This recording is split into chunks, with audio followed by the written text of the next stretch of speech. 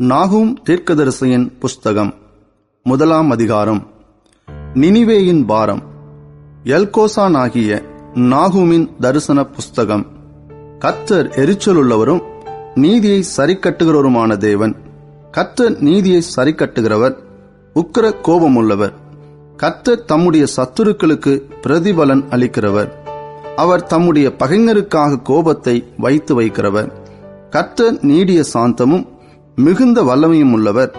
அவர்களை ஆக்கினை இல்லாமல் தப்புவிக்க மாட்டார். கர்த்தருடைய வழி சுழல் காற்றிலும் பெரும் காற்றிலும் இருக்கிறது. மேகங்கள் அவருடைய பாத தூளாயிருக்கிறது. அவர் சமுத்திரத்தை அதட்டி அதை வற்றிப்போக பண்ணி சகல ஆறுகளையும் வறட்சியாக்குகிறார். பாசானும் கர்மேலும் சோர்ந்து லீபனோனின் செழிப்பு வாடிப்போகும். அவர் சமூகத்தில் பர்வதங்கள் அதிர்ந்து மலைகள் கரைந்து போகும். அவர் பிரசன்னத்தினால் பூமியும் பூச்சக்கரமும் அதில் குடியிருக்கிற அனைவரோடும் எடுபட்டு போம். அவருடைய கோபத்துக்கு முன்பாக நிற்பவன் யார்? அவருடைய உக்கிர கோபத்திலே தரிப்பவன் யார்? அவருடைய எரிச்சல் அக்கினியைப் போல இறைக்கப்படுகிறது. அவராலே கன்மலைகள் பெயர்க்கப்படும். கர்த்தர் நல்லவர், இக்கட்டு நாளிலே அரணான கோட்டை. தம்மை நம்புகிறவர்களை அறிந்திருக்கிறார். ஆனாலும் நினிவேயின் ஸ்தானத்தை புரண்டு வருகிற வெள்ளத்தினால் சர்வ சங்காரம் பண்ணுவார். இருள் அவர் சத்துருக்களை பின்தொடரும். நீங்கள் கர்த்தருக்கு விரோதமாக செய்ய நினைக்கிறதென்ன? அவர் சர்வ சங்காரம் பண்ணுவார். இடுக்கம் மறுபடியும் உண்டாகாது. அவர்கள் சன்ன பின்னலாயிருக்கிற முச்செடிகளுக்கு ஒப்பாயிருக்கையிலும் தங்கள் மதுபானத்தினால் வெறி கொண்டிருக்கையிலும் அவர்கள் முழுதும் காய்ந்து போன செத்தையைப் போல எரிந்து போவார்கள். கர்த்தருக்கு விரோதமாக பொல்லாத நினைவு கொண்டிருக்கிற துராலோசனைக்காரன் ஒருவன் உன்னிடத்திலிருந்து புறப்பட்டான். கர்த்தர் சொல்லுகிறது என்னவென்றால், அவர்கள் சம்பூர்ணம் அடைந்து அநேகராயிருந்தாலும் அறுப்புண்டு போவார்கள். அவன் ஒளிந்து போவான். உன்னை நான் சிறுமைப்படுத்தினேன், இனி உன்னை சிறுமைப்படுத்தாதிருப்பேன். இப்போதும் நான் உன்மேல் இருக்கிற அவன் நுகத்தை முறித்து உன் கட்டுகளை அறுப்பேன். உன்னை குறித்து கர்த்தர் கட்டளை கொடுத்திருக்கிறார். இனி உன் பேருக்கு வித்து விதைக்கப்படுவதில்லை. உன் தேவர்களின் கோவிலில் இருக்கிற வெட்டப்பட்ட விக்கிரகத்தையும் வார்க்கப்பட்ட விக்கிரகத்தையும் நான் நிர்மூலம் பண்ணுவேன். நீ கனவீனனானபடியால் அதை உனக்கு பிரேத குழியாக்குவேன். இதோ சமாதானத்தை கூறுகிற சுவிசேஷகனுடைய கால்கள் மலைகளின் மேல் வருகிறது. யூதாவே, உன் பண்டிகைகளை ஆசரி, உன் பொருத்தனைகளை செலுத்து. துஷ்டன் இனி உன் வழியாய் கடந்து வருவதில்லை. அவன் முழுவதும் சங்கரிக்கப்பட்டான். நாகூம் 2 அதிகாரம். சிதறடிக்கிறவன் உன் முகத்துக்கு முன்பாக வருகிறான். அரணை காத்துக்கொள், வழியை காவல் பண்ணு, அறையை கெட்டியாய் கட்டிக்கொள். உன் பெலனை மிகவும் ஸ்திரப்படுத்து. வெறுமையாக்குகிறவர்கள் அவர்களை வெறுமையாக்கி அவர்களுடைய திராட்சை கொடிகளை கெடுத்து போட்டாலும், கர்த்தர் யாக்கோபின் மகிமையை திரும்பி வர பண்ணுவது போல் இஸ்ரவேலின் மகிமையையும் திரும்பி வர பண்ணுவார். அவனுடைய பராக்கிரமசாலிகளின் கேடகம் இரத்தமயமாகும். அவனுடைய யுத்த வீரர் இரத்தாம்பரம் தரித்துக் கொண்டிருக்கிறார்கள். அவன் தன்னை ஆயத்தம் பண்ணும் நாளிலே ரதங்கள் ஜுவாலிக்கிற கற்கங்களை உடையதாயிருக்கும். ஈட்டிகள் குலுங்கும். ரதங்கள் தெருக்களில் கடகடவென்றோடி வீதிகளில் இடசாரி வலசாரி வரும். அவைகள் தீவெட்டிகளைப் போல விளங்கி மின்னல்களைப் போல வேகமாய் பறக்கும். அவன் தன் பிரபலஸ்தரை நினைவு கூறுவான். அவர்கள் தங்கள் நடைகளில் இடறி அலங்கத்துக்கு விரைந்து ஓடுவார்கள். மறைவிடம் ஆயத்தப்படுத்தப்படும். ஆறுகளின் மதகுகள் திறக்கப்படும். அரமனை கரைந்து போம். அவன் சிறைப்பட்டு போக தீர்மானமாயிற்று. அவளுடைய தாதிமார்கள் தங்கள் மார்பிலை அடித்துக்கொண்டு புறாக்களைப் போல சத்தமிட்டு கூட போவார்கள். நினிவே பூர்வ காலம் முதல் தண்ணீர் தடாகம் போல் இருந்தது. இப்போதோ அவர்கள் ஓடிப்போகிறார்கள். நில்லுங்கள், நில்லுங்கள் என்றாலும் திரும்பி பார்க்கிறவன் இல்லை. வெள்ளியை கொள்ளையிடுங்கள், பொன்னையும் கொள்ளையிடுங்கள். சம்பத்துக்கு முடிவில்லை. இச்சிக்கப்படத்தக்க சகலவித பொருள்களும் இருக்கிறது. அவள் வெறுமையும் வெளியும் பாழுமாவாள். மனம் கரைந்து போகிறது. முழங்கால்கள் தள்ளாடுகிறது. எல்லா இடுப்புகளிலும் மிகுந்த வேதனை உண்டு. எல்லாருடைய முகங்களும் கருகி போகிறது. சிங்கங்களின் வாசஸ்தலம் எங்கே? பாலசிங்கம் இறை தின்கிற இடம் எங்கே? கிழச்சிங்கமாகிய சிங்கமும் சிங்கக்குட்டிகளும் பயப்படுத்துவாரில்லாமல் சஞ்சரிக்கிற ஸ்தானம் எங்கே? சிங்கம் தன் குட்டிகளுக்கு தேவையானதை பீறி தன் பெண் சிங்கங்களுக்கு வேண்டியதை தொண்டையை பிடித்து கொன்று இரைகளினால் தன் கெபிகளையும் பீறி போட்டவைகளினால் தன் தாவரங்களையும் நிரப்பிற்று. இதோ நான் உனக்கு விரோதமாக வந்து ரதங்களை புகையெழும்ப எரித்து போடுவேன். பட்டயம் உன் பாலசிங்கங்களை பட்சிக்கும். நீ இறைக்காக பிடிக்கும் வேட்டையை தேசத்தில் அற்றுப்போக பண்ணுவேன். உன் ஸ்தானாபதிகளின் சத்தம் இனி கேட்கப்படுவதில்லை என்று சேனைகளின் கர்த்தர் சொல்லுகிறார். நாகும் 3ஆம் அதிகாரம். இரத்தப்பழிகளின் நகரத்திற்கு ஐயோ! அது வஞ்சகத்தினாலும் கொடுமையினாலும் நிறைந்திருக்கிறது. கொள்ளை ஓயாமல் நடக்கிறது. சவுக்குகளின் ஓசையும் உருளைகளின் அதிர்ச்சியும் குதிரைகளின் பாய்ச்சலும் ரதங்கள் கடகடவென்று ஓடுகிற சத்தமும் வீரர் குதிரை ஏறுகிறதும் பட்டயங்கள் துளங்குகிறதும் ஈட்டிகள் மின்னுகிறதும் வெட்டுண்டவர்களின் திரளும் பிரேதங்களின் ஏராளமும் அங்கே உண்டாயிருக்கும். பிணங்களுக்கு தொகையில்லை. அவர்கள் பிணங்களில் இடறி விழுகிறார்கள். தன் வேசித்தனங்களினால் ஜாதிகளையும் தன் சூனியங்களினால் வம்சங்களையும் விற்கிற மகா சூனியக்காரியும் ரூபவதியுமாயிருக்கிற வேசியினுடைய திரளான வேசித்தனங்களின் நிமித்தம் இதோ நான் உனக்கு விரோதமாக வந்து உன் வஸ்திரத்து ஓரங்களை உன் முகமட்டும் தூக்கி எடுத்து ஜாதிகளுக்கு உன் நிர்வாணத்தையும் ராஜ்யங்களுக்கு உன் மானத்தையும் தெரிய பண்ணி உன்மேல் தீட்டானவைகளை எரிந்து உன்னை கனவீனப்படுத்தி உன்னை வேடிக்கையாக்கி போடுவேன் என்று சேனைகளின் கர்த்தர் சொல்லுகிறார். அப்பொழுது உன்னை காண்கிறவனெல்லாம் நினிவே பாழாய் போயிற்று, அதற்காக புலம்புகிறவர் யார்? ஆறுதல் சொல்லுகிறவர்களை உனக்கு எங்கே தேடுவேன் என்று சொல்லி உன்னை விட்டோடி போவான். நதிகள் மத்தியில் இருந்த நோ அம்மோனை பார்க்கிலும் நீ சிரேஷ்டமோ? அதை சுற்றிலும் தண்ணீர் இருந்தது. சமுத்திரம் அதன் அரணும் சமுத்திரக்கால் அதன் மதிலுமாயிருந்தது. எத்தியோப்பியாவும் எகிப்தும் எண்ணிறந்த சேனையால் அதற்கு பெலனாக இருந்தது. பூத்தும் லூபிமும் அதற்கு சகாயமாயிருந்தது. ஆயினும் அவள் குடிவிலக்கப்பட்டு சிறையிருப்பிலே கொண்டு போகப்பட்டாள். அவள் குழந்தைகள் எல்லா வீதிகளின் முகனைகளிலும் மோதியடிக்கப்பட்டார்கள். அவளுடைய கணவான்கள் பேரில் சீட்டு போட்டார்கள். அவளுடைய பெரியவர்கள் எல்லாரும் சங்கிலிகளால் கட்டப்பட்டார்கள். நீயும் வெறிகொண்டு ஒளித்துக் கொள்வாய். நீயும் உன் சத்துருவுக்கு தப்ப அரணான கோட்டையை தேடுவாய். உன் அரண்களெல்லாம் முதல் பழுக்கும் பழங்களுள்ள அத்தி மரங்களைப் போலிருக்கும். அவைகள் குலுக்கப்பட்டால் அவைகளின் பழம் தின்கிறவன் வாயிலே விழும். இதோ உன் நடுவில் இருக்கிற ஜனங்கள் பேடிகள். உன் தேசத்தின் வாசல்கள் உன் சத்துருவுக்கு முன் திறவுண்டு போகும். அக்கினி உன் தாழ்பால்களை பட்சிக்கும். முற்றுகைக்கு தண்ணீர் மொண்டுவை. உன் அரண்களை பலப்படுத்து. சேற்றிலே போய் களிமண்ணை மிதி. சூளையை கெட்டிப்படுத்து. அங்கே அக்கினி உன்னை பட்சிக்கும். பட்டயம் உன்னை சங்கரிக்கும். அது பச்சை கிளிகளைப் போல் உன்னை பட்சித்து போடும். உன்னை பச்சை கிளிகளத்தனை ஆக்கிக்கொள். உன்னை வெட்டு கிளிகளத்தனை ஆக்கிக்கொள்.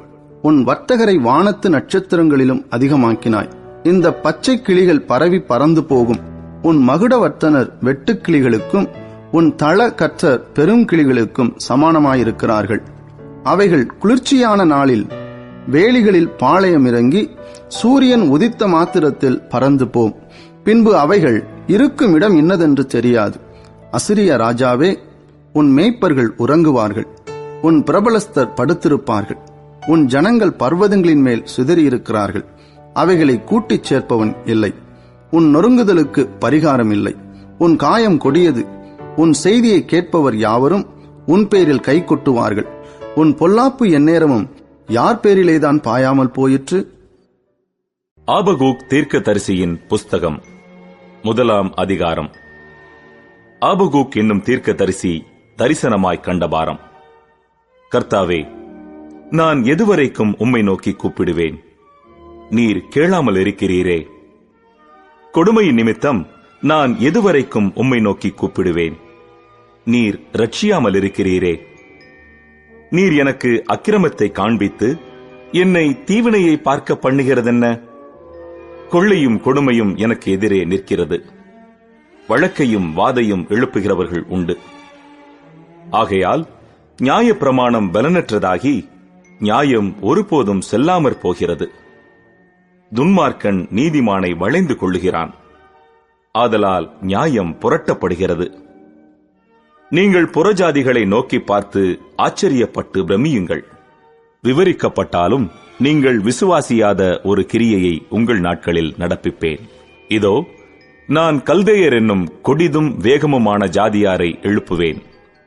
அவர்கள் தங்களுடையதல்லாத வாசஸ்தலங்களை கட்டிக்கொள்ள தேசத்தின் விசாலங்களில் நடந்து வருவார்கள். அவர்கள் கெடியும் பயங்கரமுமானவர்கள். அவர்களுடைய நியாயமும் அவர்களுடைய மேன்மையும் அவர்களாலேயே உண்டாகும். அவர்களுடைய குதிரைகள் சிவிங்கிகளிலும் வேகமும் சாயங்காலத்தில் தெரிகிற ஓநாய்களிலும் தீவிரமுமாயிருக்கும். அவர்களுடைய குதிரை வீரர் பரவுவார்கள். அவர்களுடைய குதிரை வீரர் தூரத்திலிருந்து வருவார்கள். இறைக்கு தீவிரிக்கிற கழுகுகளைப் போல் பறந்து வருவார்கள். அவர்கள் எல்லாரும் கொடுமை செய்ய வருவார்கள். அவர்களுடைய முகங்கள் சுவரச் செய்யும் கீழ்காற்றைப் போலிருக்கும். அவர்கள் மணலத்தனை ஜனங்களை சிறைப்பிடித்து சேர்ப்பார்கள். அவர்கள் ராஜாக்களை ஆகடியம் பண்ணுவார்கள். அதிபதிகள் அவர்களுக்கு பரியாசமாயிருப்பார்கள்.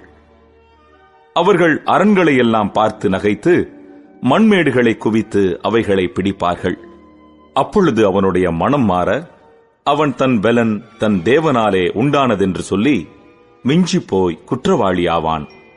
கர்த்தாவே, நீர் பூர்வ காலம் முதல் என் தேவனும் என் பரிசுத்தருமானவர் அல்லவா? நாங்கள் சாவதில்லை. கர்த்தாவே, நியாய தீர்ப்பு செய்ய அவனை வைத்தீர். கன்மலையே, தண்டனை செய்ய அவனை நியமித்தீர். தீமையை பார்க்க மாட்டாத சுத்த கண்ணனே, அநியாயத்தை நோக்கிக் கொண்டிருக்க மாட்டீரே. பின்னை துரோகிகளை நீர் நோக்கிக் கொண்டிருக்கிறதென்ன? துன்மார்க்கன் தன்னை பார்க்கிலும் நீதிமானை விழுங்கும்போது நீர் மௌனமாயிருக்கிறதென்ன? மனுஷரை சமுத்திரத்து மச்சங்களுக்கும் அதிகாரி இல்லாத ஊர்வனவற்றிற்கும் சமானமாக்குகிறதென்ன? அவர்கள் எல்லாரையும் தூண்டிலினால் இழுத்துக் கொள்ளுகிறான். அவர்களை தன் வலையினால் பிடித்து தன் பரியிலே சேர்த்துக் கொள்ளுகிறான். அதனால் சந்தோஷப்பட்டு களி கூறுகிறான். ஆகையால் அவைகளினால் தன் பங்கு கொழுப்புள்ளதும் தன் போஜனம் ருசிகரம் உள்ளதுமாயிற்று என்று சொல்லி அவன் தன் வலைக்கு பலியிட்டு தன் பரிக்கு தூபம் காட்டுகிறான். இதற்காக அவன் தன் வலையை இழுத்து அதில் உள்ளவைகளை கொட்டிக் கொண்டிருந்து இரக்கமில்லாமல் ஜாதிகளை எப்போதும் கொன்று போட வேண்டுமோ? ஆபகூக் 2ஆம் அதிகாரம். நான் என் காவலிலே தரித்து அரணிலே நிலை கொண்டிருந்து அவர் எனக்கு என்ன சொல்லுவார் என்றும் அவர் என்னை கண்டிக்கும் போது நான் என்ன உத்தரவு சொல்லுவேன் என்றும் கவனித்து பார்ப்பேன் என்றேன். அப்பொழுது கர்த்தர் எனக்கு பிரதியுத்தரமாக, நீ தரிசனத்தை எழுதி அதை கடந்தோடுகிறவன் வாசிக்கும்படி பலகைகளிலே தீர்க்கமாக வரை. குறித்த காலத்துக்கு தரிசனம் இன்னும் வைக்கப்பட்டிருக்கிறது. முடிவிலே அது விளங்கும். அது பொய் சொல்லாது. அது தாமதித்தாலும் அதற்கு காத்திரு. அது நிச்சயமாய் வரும். அது தாமதிப்பதில்லை. இதோ, அகங்காரியாயிருக்கிறானே, அவனுடைய ஆத்துமா அவனுக்குள் செம்மையானதல்ல. தன் விசுவாசத்தினாலே நீதிமான் பிழைப்பான். அவன் மதுபானத்தினால் அக்கிரமம் செய்து அகங்காரியாகி வீட்டிலே தரியாமல் அவன் தன் ஆத்துமாவை பாதாளத்தைப் போல விரிவாக்கி திருப்தியாகாமல் மரணத்துக்கு சமானமாய் சகல ஜாதிகளையும் தன்வசமாக சேர்த்து சகல ஜனங்களையும் தன்னிடமாக கூட்டிக் கொண்டாலும் இவர்கள் எல்லாரும் அவன் பேரில் ஒரு பழமொழியையும் அவனுக்கு விரோதமான வசை சொல்லையும் வசனித்து தன்னுடையதல்லாததை தனக்காக சேர்த்துக் கொள்ளுகிறவனுக்கு ஐயோ என்றும் அது எந்த மட்டும் நிற்கும் என்றும் அவன் தன்மேல் களிமண் சுமையை அல்லவா சுமத்திக் கொள்ளுகிறான் என்றும் சொல்லுவார்கள். உன்னை கடிப்பவர்கள் சடிதியாய் எழும்புவதும் உன்னை அலை கழிப்பவர்கள் விழிப்பதும் இல்லையோ? நீ அவர்களுக்கு சூறையாகாயோ? நீ அநேகம் ஜாதிகளை கொள்ளையிட்டபடியினால் ஜனங்களில் மீதியான யாவரும் நீ சிந்தின மனுஷ ரத்தத்தின் நிமித்தமும் நீ செய்த கொடுமையின் நிமித்தமும் உன்னை கொள்ளையிடுவார்கள். தீமையின் வல்லமைக்கு தப்ப வேண்டும் என்று தன் கூட்டை உயரத்திலே வைக்கும்படிக்கு தன் வீட்டுக்கு பொல்லாத ஆதாயத்தை தேடுகிறவனுக்கு ஐயோ! அநேக ஜனங்களை வெட்டி போட்டதினால் உன் வீட்டுக்கு வெட்கமுண்டாக ஆலோசனை பண்ணினாய். உன் ஆத்துமாவுக்கு விரோதமாய் பாவம் செய்தாய். கல்லு சுவரிலிருந்து கூப்பிடும், உத்திரம் மச்சிலிருந்து சாட்சியிடும். இரத்த பழிகளாலே பட்டணத்தை கட்டி அநியாயத்தினாலே நகரத்தை பலப்படுத்துகிறவனுக்கு ஐயோ! இதோ ஜனங்கள் அக்கினிக்கு இரையாக உழைத்து ஜனங்கள் விருதாவாக இழைத்து போகிறது கர்த்தருடைய செயல் அல்லவோ? சமுத்திரம் ஜலத்தினால் நிறைந்திருக்கிறது போல் பூமி கர்த்தருடைய மகிமையை அறிகிற அறிவினால் நிறைந்திருக்கும். தன் தோழருக்கு குடிக்க கொடுத்து தன் துருத்தியை அவர்கள் அண்டையிலே வைத்து அவர்களுடைய நிர்வாணங்களை பார்க்கும்படிக்கு அவர்களை வெறிக்க பண்ணுகிறவனுக்கு ஐயோ! நீ மகிமையினால் அல்ல, லச்சையினால் நிரப்பப்படுவாய். நீயும் குடித்து விருத்த சேதனமில்லாதவன் என்று விளங்கு. கர்த்தருடைய வலதுகையில் இருக்கிற பாத்திரம் உன்னிடத்திற்கு திரும்பும். உன் மகிமையின் மேல் லச்சையான வாந்தி பண்ணுவாய். லீபனோனுக்கு செய்த கொடுமை உன்னை மூடும். சிந்தின மனுஷ இரத்தத்தின் நிமித்தமும் தேசத்திற்கும் பட்டணத்திற்கும் அதன் குடிகள் எல்லாருக்கும் செய்த கொடுமையின் நிமித்தமும் மிருகங்கள் செய்யும் பாழ்கடிப்பு உன்னை கலங்க பண்ணும். சித்திரக்காரனுக்கு அவன் செய்த சுரூபமும் ஊமையான தெய்வங்களை உண்டு பண்ணி தான் உருவாக்கின சுரூபத்தை நம்பினவனுக்கு வார்க்கப்பட்டதும் பொய்போதகம் பண்ணுகிறதுமான விக்கிரகமும் என்னத்துக்கு உதவும்? மரத்தை பார்த்து விழி என்றும் ஊமையான கல்லை பார்த்து எழும்பு என்றும் சொல்லுகிறவனுக்கு ஐயோ! அது போதிக்குமோ? இதோ அது பொன்னும் வெள்ளியுமான தகட்டால் மூடப்பட்டிருக்கிறது, அதற்குள்ளே சுவாசம் இல்லையே. கர்த்தரோவென்றால் தமது பரிசுத்த ஆலயத்தில் இருக்கிறார். பூமியெல்லாம் அவருக்கு முன்பாக மௌனமாயிருக்க கடவது. ஆபகூக் 3ஆம் அதிகாரம். ஆபகூக் தீர்க்கதரிசி சிகாயோனில் பாடின விண்ணப்பம். கர்த்தாவே, நீர் வெளிப்படுத்தினதை நான் கேட்டேன், எனக்கு பயம் உண்டாயிற்று. கர்த்தாவே, வருஷங்களின் நடுவிலே உம்முடைய கிரியையை உயிர்ப்பியும், வருஷங்களின் நடுவிலே அதை விளங்க பண்ணும். கோபித்தாலும் இரக்கத்தை நினைத்தருளும். தேவன் தேமானிலிருந்தும் பரிசுத்தர் பாரான் பர்வதத்திலிருந்தும் வந்தார். அவருடைய மகிமை வானங்களை மூடிக்கொண்டது. அவர் துதியினால் பூமி நிறைந்தது. அவருடைய பிரகாசம் சூரியனைப் போலிருந்தது. அவருடைய கரத்திலிருந்து கிரணங்கள் வீசின. அங்கே அவருடைய பராக்கிரமம் மறைந்திருந்தது. அவருக்கு முன்பாக கொள்ளை நோய் சென்றது. அவர் அடிகளிலிருந்து எரிபந்தமான காய்ச்சல் புறப்பட்டது. அவர் நின்று பூமியை அளந்தார். அவர் பார்த்து புறஜாதிகளை கரையப் பண்ணினார். பூர்வ பர்வதங்கள் சிதறடிக்கப்பட்டது. என்றுமுள்ள மலைகள் தாழ்ந்தது. அவருடைய நடைகள் நித்திய நடைகளாயிருந்தது. கூஷானின் கூடாரங்கள் வருத்தத்தில் அகப்பட்டிருக்க கண்டேன். மீதியான் தேசத்தின் திரைகள் நடுங்கின. கர்த்தர் நதிகளின் மேல் கோபமாயிருந்தாரோ? தேவரீர் உம்முடைய குதிரைகளின் மேலும் ரட்சிப்பு உண்டாக்குகிற உம்முடைய ரதங்களின் மேலும் ஏறி வருகிற போது உமது கோபம் நதிகளுக்கும் உமது சினம் சமுத்திரத்திற்கும் விரோதமாயிருந்ததோ? கோத்திரங்களுக்கு ஆணையிட்டு கொடுத்த வாக்கின்படியே உம்முடைய வில் நாணேற்றப்பட்டதாக விளங்கினது. நீர் பூமியை பிளந்து ஆறுகளை உண்டாக்கினீர். பர்வதங்கள் உம்மை கண்டு நடுங்கின. ஜலம் பிரவாகித்து கடந்து போயிற்று. ஆழி இறைந்தது, அதன் கைகளை உயர எடுத்தது. சந்திரனும் சூரியனும் தன் தன் மண்டலத்தில் நின்றன. உமது அம்புகளின் ஜோதியிலும் உமது ஈட்டியினுடைய மின்னல் பிரகாசத்திலும் நடந்தன. நீர் கோபத்தோடே பூமியில் நடந்தீர். உக்கிரத்தோடே ஜாதிகளை போரடித்தீர். உமது ஜனத்தின் ரட்சிப்புக்காகவும் நீர் அபிஷேகம் பண்ணுவித்தவனின் ரட்சிப்புக்காகவுமே நீர் புறப்பட்டீர். கழுத்தளவாக அஸ்திபாரத்தை திறப்பாக்கி துஷ்டனுடைய வீட்டிலிருந்த தலைவனை வெட்டினீர். என்னை சிதறடிப்பதற்கு பெருங்காற்றைப் போல் வந்தார்கள். சிறுமையானவனை மறைவிடத்திலே பட்சிப்பது அவர்களுக்கு சந்தோஷமாயிருந்தது. நீர் அவனுடைய ஈட்டிகளினாலேயே அவனுடைய கிராமத்து அதிபதிகளை உருவ குத்தினீர். திரளான தண்ணீர் குவியலாகிய சமுத்திரத்துக்குள் உமது குதிரைகளோடே நடந்து போனீர். நான் கேட்ட பொழுது என் குடல் குழம்பிற்று. அந்த சத்தத்துக்கு என் உதடுகள் துடித்தது. என் எலும்புகளில் உக்கல் உண்டாயிற்று. என் நிலையிலே நடுங்கினேன். ஆனாலும் எங்களோட எதிர்க்கும் ஜனங்கள் வரும்போது இக்கட்டு நாளிலே நான் இளைப்பாறுதல் அடைவேன். அத்திமரம் துளிர் விடாமற் போனாலும், திராட்சை செடிகளில் பழம் உண்டாகாமற் போனாலும், ஒலிவ மரத்தின் பலன் அற்றுப் போனாலும், வயல்கள் தானியத்தை விளைவியாமற் போனாலும், கிடையில் ஆட்டு மந்தைகள் முதலற்று போனாலும், தொழுவத்திலே மாடு இல்லாமற் போனாலும், நான் கர்த்தருக்குள் மகிழ்ச்சியாயிருப்பேன். என் இரட்சிப்பின் தேவனுக்குள் களி கூறுவேன். ஆண்டவராகிய கர்த்தர் என் பலன். அவர் என் கால்களை மான் கால்களைப் போலாக்கி உயரமான ஸ்தலங்களில் என்னை நடக்க பண்ணுவார். இது நெகினோத் என்னும் வாத்தியத்தில் வாசிக்க ராகத் தலைவனுக்கு ஒப்புவிக்கப்பட்ட சங்கீதம். செப்பனியா தீர்க்கதரிசியின் புஸ்தகம் 1 அதிகாரம்.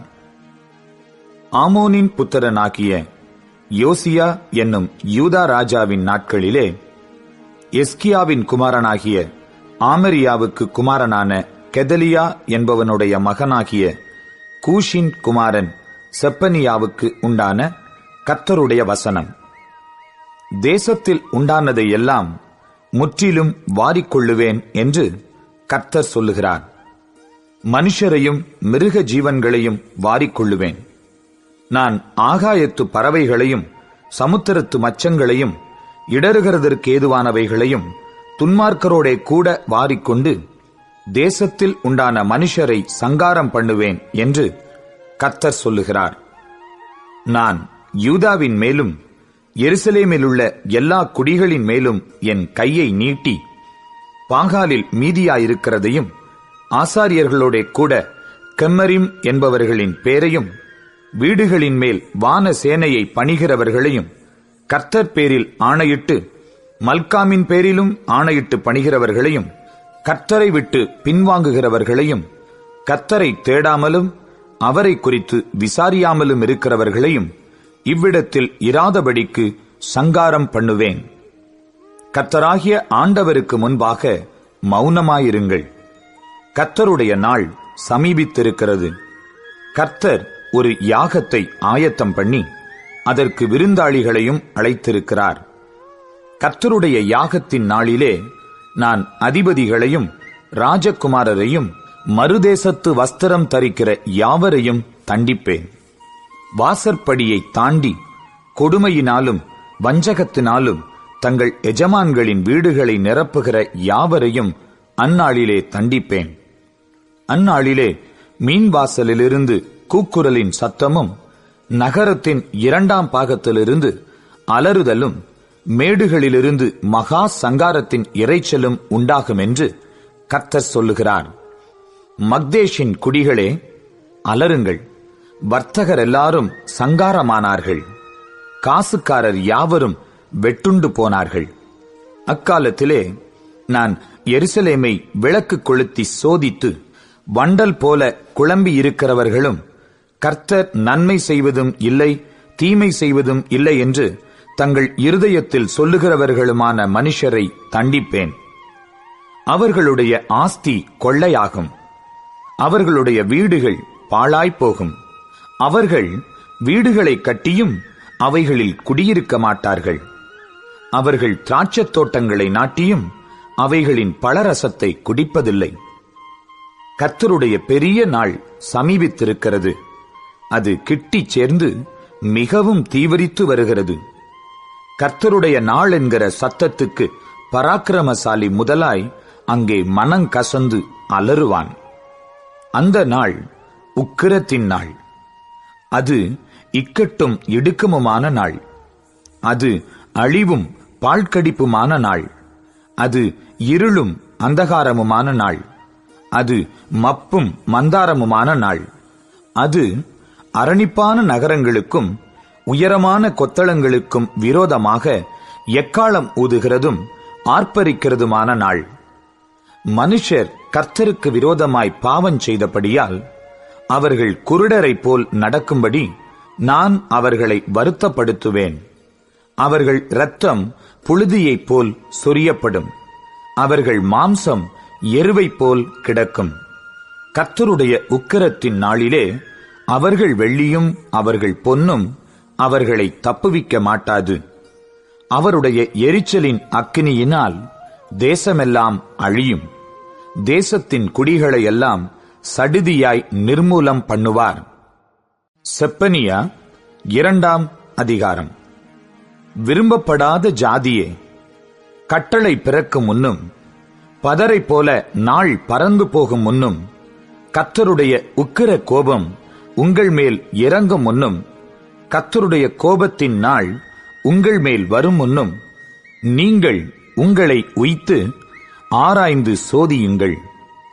தேசத்திலுள்ள எல்லா சிறுமையானவர்களே, கர்த்தருடைய நியாயத்தை நடப்பிக்கிறவர்களே, அவரை தேடுங்கள். நீதியை தேடுங்கள், மனத்தாழ்மையை தேடுங்கள். அப்பொழுது ஒருவேளை கர்த்தருடைய கோபத்தின் நாளிலே மறைக்கப்படுவீர்கள். காத்சா குடியற்று அஸ்கலோன் பாழாகும்.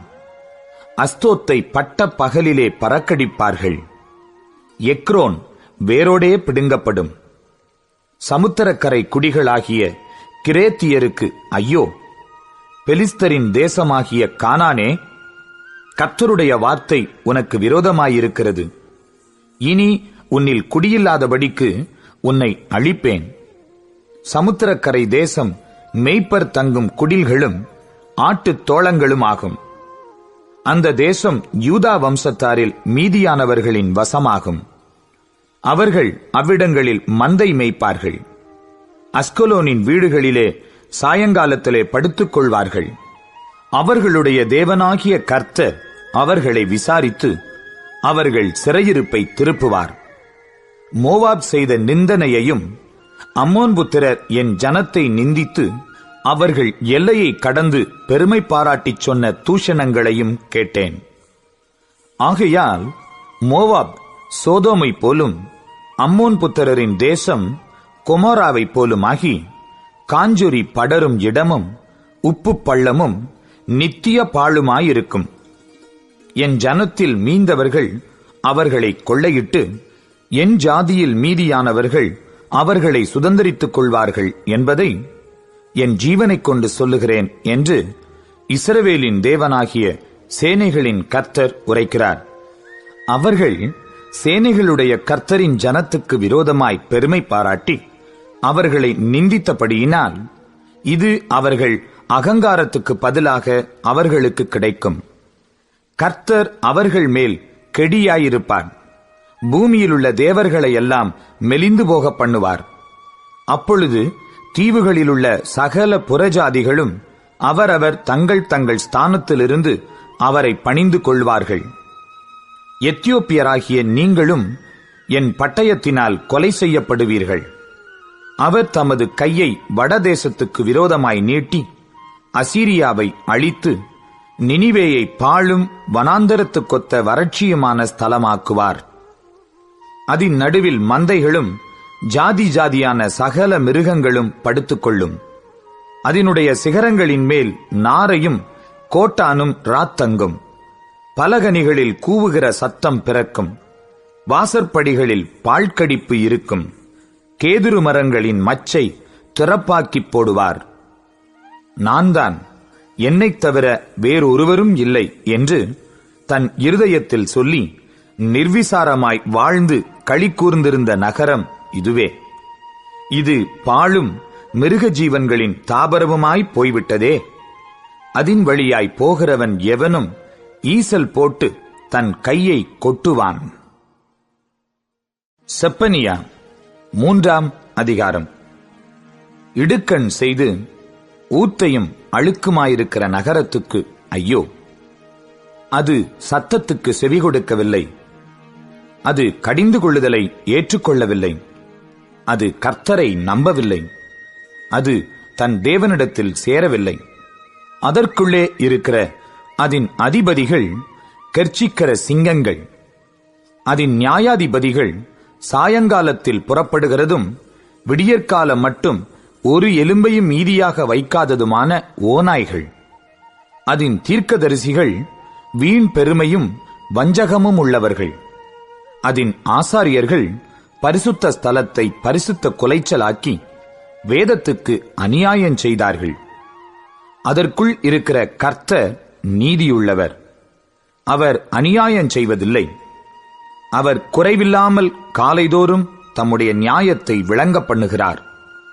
அநியாயக்காரனோ வெட்கம் அறியான். ஜாதிகளை சங்கரித்தேன், அவர்கள் துருகங்கள் பாழாயின. அவர்களுடைய வீதிகளை ஒருவரும் கடந்து போகாதபடிக்கு பாழாக்கினேன். அவர்களுடைய பட்டணங்கள் மனுஷர் இல்லாதபடிக்கும் குடியில்லாதபடிக்கும் அவாந்தரையாயின.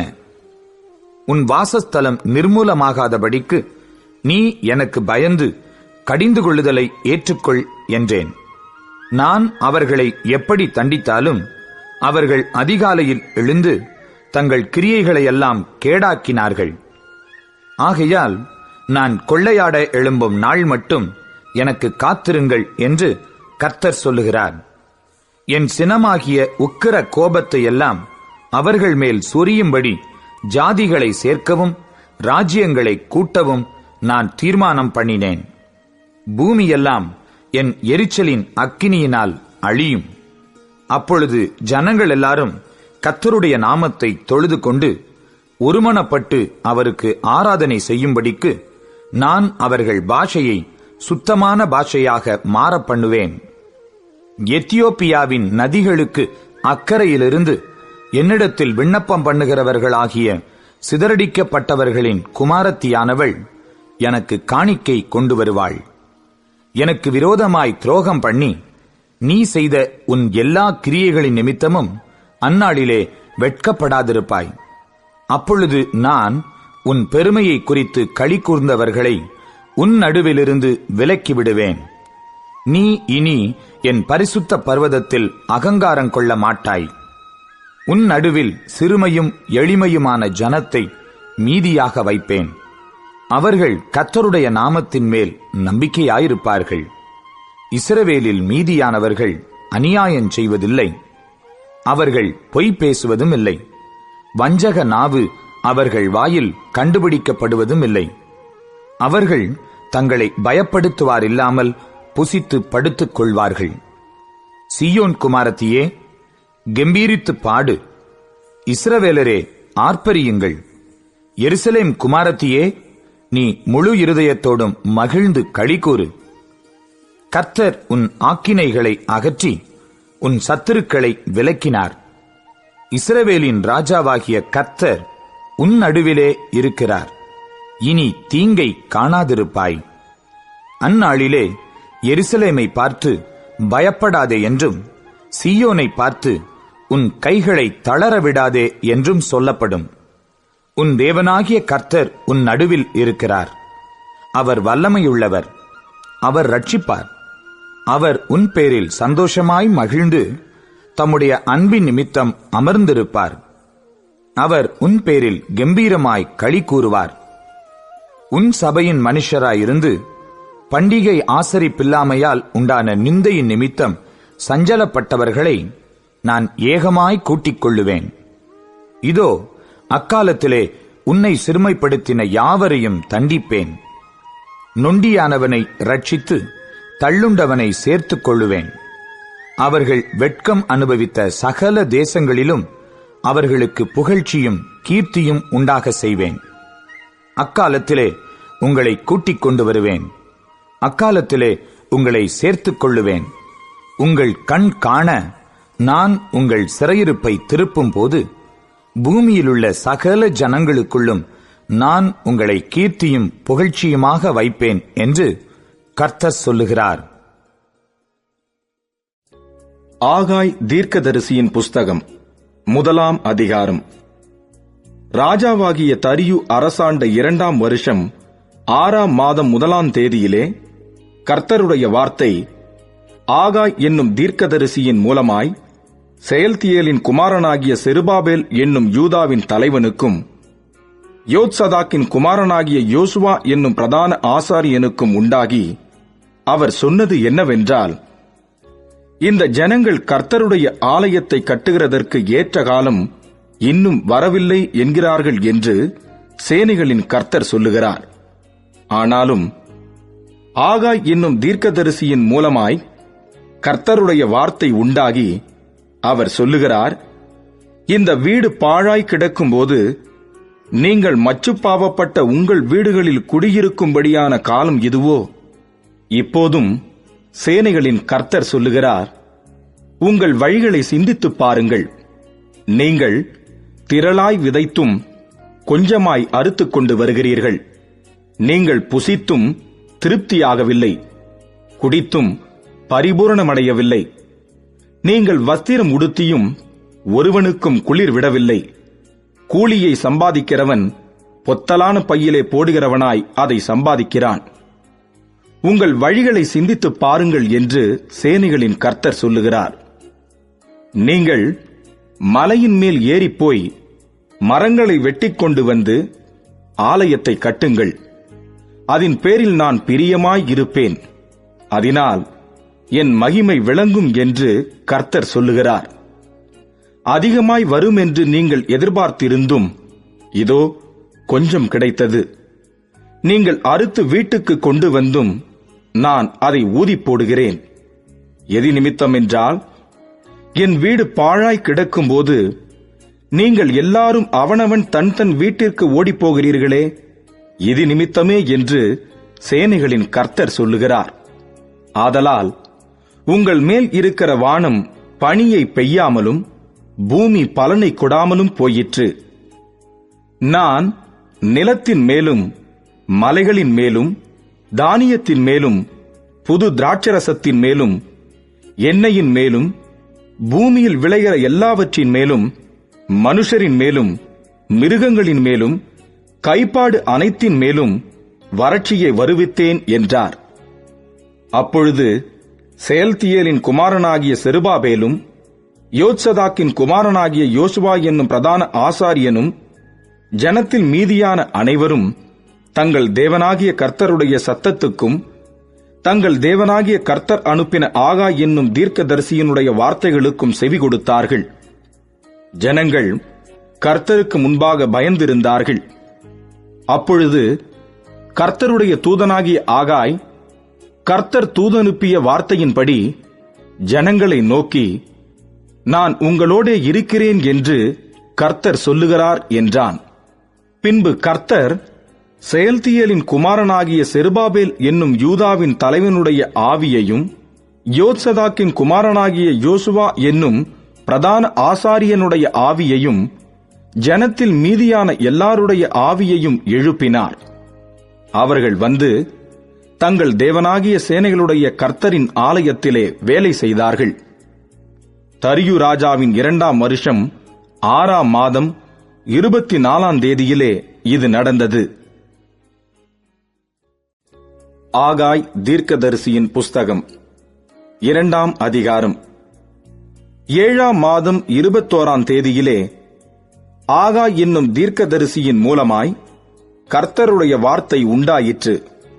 அவர், நீ செயல்தியேலின் குமாரனாகிய செருபாபேல் என்னும் யூதாவின் தலைவனோடும் யோத்சதாக்கின் குமாரனாகிய யோசுவா என்னும் பிரதான ஆசாரியனோடும் ஜனத்தில் மீதியானவர்களோடும் சொல்ல வேண்டியது என்னவென்றால், இந்த ஆலயத்தின் முந்தின மகிமையை கண்டவர்களில் உங்களுக்குள்ளே மீந்திருக்கிறவர்கள் யார்? இப்பொழுது இது உங்களுக்கு எப்படி காண்கிறது? அதற்கு இது உங்கள் பார்வையில் ஒன்றுமில்லாதது போல் காண்கிறதல்லவா? ஆனாலும் செருபாபேலே, நீ திடன்கொள் என்று கர்த்தர் சொல்லுகிறார். யோத்சதாக்கின் குமாரனாகிய யோசுவா என்னும் பிரதான ஆசாரியனே, நீ திடன்கொள். தேசத்தின் எல்லா ஜனங்களே, நீங்கள் திடன் கொள்ளுங்கள், வேலையை நடத்துங்கள் என்று கர்த்தர் சொல்லுகிறார். நான் உங்களுடனே இருக்கிறேன் என்று சேனைகளின் கர்த்தர் சொல்லுகிறார். நீங்கள் எகிப்திலிருந்து புறப்படுகிற போது நான் உங்களோட உடன்படிக்கை பண்ணின வார்த்தையின்படியே என் ஆவியானவரும் உங்கள் நடுவில் நிலை கொண்டிருப்பார். பயப்படாதேயுங்கள். சேனைகளின் கர்த்தர் சொல்லுகிறார், கொஞ்ச காலத்துக்குள்ளே இன்னும் ஒரு தரம் நான் வானத்தையும் பூமியையும் சமுத்திரத்தையும் வெட்டாந்தரையையும் அசைய பண்ணுவேன். சகல ஜாதிகளையும் அசைய பண்ணுவேன். சகல ஜாதிகளாலும் விரும்பப்பட்டவர் வருவார். இந்த ஆலயத்தை மகிமையினால் நிறைய பண்ணுவேன் என்று சேனைகளின் கர்த்தர் சொல்லுகிறார், வெள்ளியும் என்னுடையது, பொன்னும் என்னுடையது என்று சேனைகளின் கர்த்தர் சொல்லுகிறார். முந்தின ஆலயத்தின் மகிமையை பார்க்கிலும் இந்த பிந்தின ஆலயத்தின் மகிமை பெரிதாயிருக்கும் என்று சேனைகளின் கர்த்தர் சொல்லுகிறார். இவ்விடத்திலே சமாதானத்தை கட்டளையிடுவேன் என்று சேனைகளின் கர்த்தர் உரைக்கிறார் என்று சொல் என்றார். தரியுவின் 2ஆம் வருஷம் 9ஆம் மாதம் 24ஆம் தேதியிலே ஆகாய் என்னும் தீர்க்கதரிசியின் மூலமாய் கர்த்தருடைய வார்த்தை உண்டாயிற்று. அவர், ஒருவன் தன் வஸ்திரத்தின் தொங்கலிலே பரிசுத்த மாம்சத்தை கொண்டு போகையில் தன் வஸ்திரத்தின் தொங்கல் அப்பத்தையாகிலும் சாதத்தையாகிலும் திராட்சை ரசத்தையாகிலும் எண்ணெயையாகிலும் மற்றெந்த போஜன பதார்த்தத்தையாகிலும் தொட்டால் அது பரிசுத்தமாகுமோ என்று நீ ஆசாரியரிடத்தில் வேத நியாயத்தை பற்றி கேள் என்று சேனைகளின் கர்த்தர் சொல்லுகிறார் என்றார். அதற்கு ஆசாரியர்கள் பிரதியுத்தரமாக, பரிசுத்தமாகாது என்றார்கள். பிணத்தால் தீட்டுப்பட்டவன் அவைகளில் எதையாகிலும் தொட்டால் அது தீட்டுப்படுமோ என்று ஆகாய் பின்னும் கேட்டான். அதற்கு ஆசாரியர்கள் பிரதியுத்தரமாக, தீட்டுப்படும் என்றார்கள். அப்பொழுது ஆகாய், அப்படியே இந்த ஜனங்களும் இந்த ஜாதியாரும் என் சமூகத்தில் இருக்கிறார்கள் என்று கர்த்தர் சொல்லுகிறார். அவர்களுடைய கைகளின் எல்லா கிரியைகளும் அப்படியே இருக்கிறது. அவர்கள் அங்கே கொண்டு வந்து படைக்கிறதும் தீட்டுப்பட்டிருக்கிறது. இப்போதும் கர்த்தருடைய ஆலயத்தை கட்டும்படி ஒரு கல்லின் மேல் ஒரு கல் வைக்கப்பட்டது முதல் நடந்ததை உங்கள் மனதிலே சிந்தித்துப் பாருங்கள். அந்த நாட்கள் முதல் ஒருவன் 20 மரக்காலாக கண்ட அம்பாரத்தினிடத்தில் வந்தபோது 10 மரக்கால் மாத்திரம் இருந்தது. ஒருவன் ஆலையின் தொட்டியில் 50 குடம் மொள்ள ஆலையினிடத்திலே வந்தபோது 20 குடம் மாத்திரம் இருந்தது. கருக்காயினாலும் விஷப்பணியினாலும் கல் மழையினாலும் உங்களை உங்கள் கைகளின் வேலையிலெல்லாம் அடித்தேன். ஆனாலும் நீங்கள் என்னிடத்தில் மனதை திருப்பாமல் போனீர்கள் என்று கர்த்தர் சொல்லுகிறார். இப்போதும் இதற்கு முந்தின காலத்தில் நடந்ததை உங்கள் மனதிலே சிந்தித்துப் பாருங்கள். 9ஆம் மாதம் 24ஆம் தேதியாகிய இந்நாள் முதல் கர்த்தருடைய ஆலயத்தின் அஸ்திபாரம் போடப்பட்ட அந்நாள் வரைக்கும் சென்ற காலத்தில் நடந்ததை உங்கள் மனதிலே சிந்தித்துப் பாருங்கள். களஞ்சியத்தில் இன்னும் விதைத்தானியம் உண்டோ? திராட்சை செடியும் அத்தி மரமும் மாதளஞ்செடியும் ஒலிவ மரமும் கனி கொடுக்கவில்லையே? நான் இன்று முதல் உங்களை ஆசீர்வதிப்பேன் என்று சொல்லுகிறார் என்றான். 24ஆம் தேதியாகிய அந்நாளிலே கர்த்தருடைய வார்த்தை 2ஆம் விசை ஆகாய் என்பவனுக்கு உண்டாகி, அவர், நீ யூதாவின் தலைவனாகிய செருபாபேலோடே சொல்ல வேண்டியது என்னவென்றால், நான் வானத்தையும் பூமியையும் அசைய பண்ணி ராஜ்யங்களின் சிங்காசனத்தை கவிழ்த்து ஜாதிகளுடைய ராஜ்யங்களின் பலத்தை அழித்து ரதத்தையும் அதில் ஏறியிருக்கிறவர்களையும் கவிழ்த்து போடுவேன். குதிரைகளோட அவைகளின் மேல் ஏறி இருப்பவர்களும் அவரவர் தங்கள் தங்கள் சகோதரனின் பட்டயத்தினாலே விழுவார்கள். சேனைகளின் கர்த்தர் சொல்லுகிறார், செயல்தியேலின் குமாரனாகிய செருபாபேல் என்னும் என் ஊழியக்காரனே, உன்னை நான் அந்நாளிலே சேர்த்துக் கொண்டு உன்னை முத்திரை மோதிரமாக வைப்பேன் என்று கர்த்தர் சொல்லுகிறார். நான் உன்னை தெரிந்து கொண்டேன் என்று சேனைகளின் கர்த்தர் உரைக்கிறார் என்று சொல் என்றார். சகரியாவின் புஸ்தகம் 1ஆம் அதிகாரம். தரியு அரசாண்ட 2ஆம் வருஷம் 8ஆம் மாதத்திலே இத்தோவின் மகனான பெரகியாவின் குமாரனாகிய சகரியாவுக்கு உண்டான கர்த்தருடைய வார்த்தை. கர்த்தர் உங்கள் பிதாக்களின் மேல் கடுங்கோபமாயிருந்தார். ஆகையால் நீ அவர்களை நோக்கி, சேனைகளின் கர்த்தர் உரைக்கிறது என்னவென்றால், என்னிடத்தில் திரும்புங்கள் என்று சேனைகளின் கர்த்தர் சொல்லுகிறார். அப்பொழுது நான் உங்களிடத்துக்கு திரும்புவேன் என்று சேனைகளின் கர்த்தர் சொல்லுகிறார். உங்கள் பிதாக்களைப் போல் இராதேயுங்கள். முந்தின தீர்க்கதரிசிகள் அவர்களை நோக்கி, உங்கள் பொல்லாத வழிகளையும் உங்கள் பொல்லாத கிரியைகளையும் விட்டு திரும்புங்கள் என்று சேனைகளின் கர்த்தர் சொல்லுகிறார் என்று கூப்பிட்டார்கள். ஆனாலும் எனக்கு செவிகொடாமலும் என்னை கவனியாமலும் போனார்கள் என்று கர்த்தர் சொல்லுகிறார். உங்கள் பிதாக்கள் எங்கே? தீர்க்கதரிசிகள் என்றென்றைக்கும் உயிரோடு இருப்பார்களோ?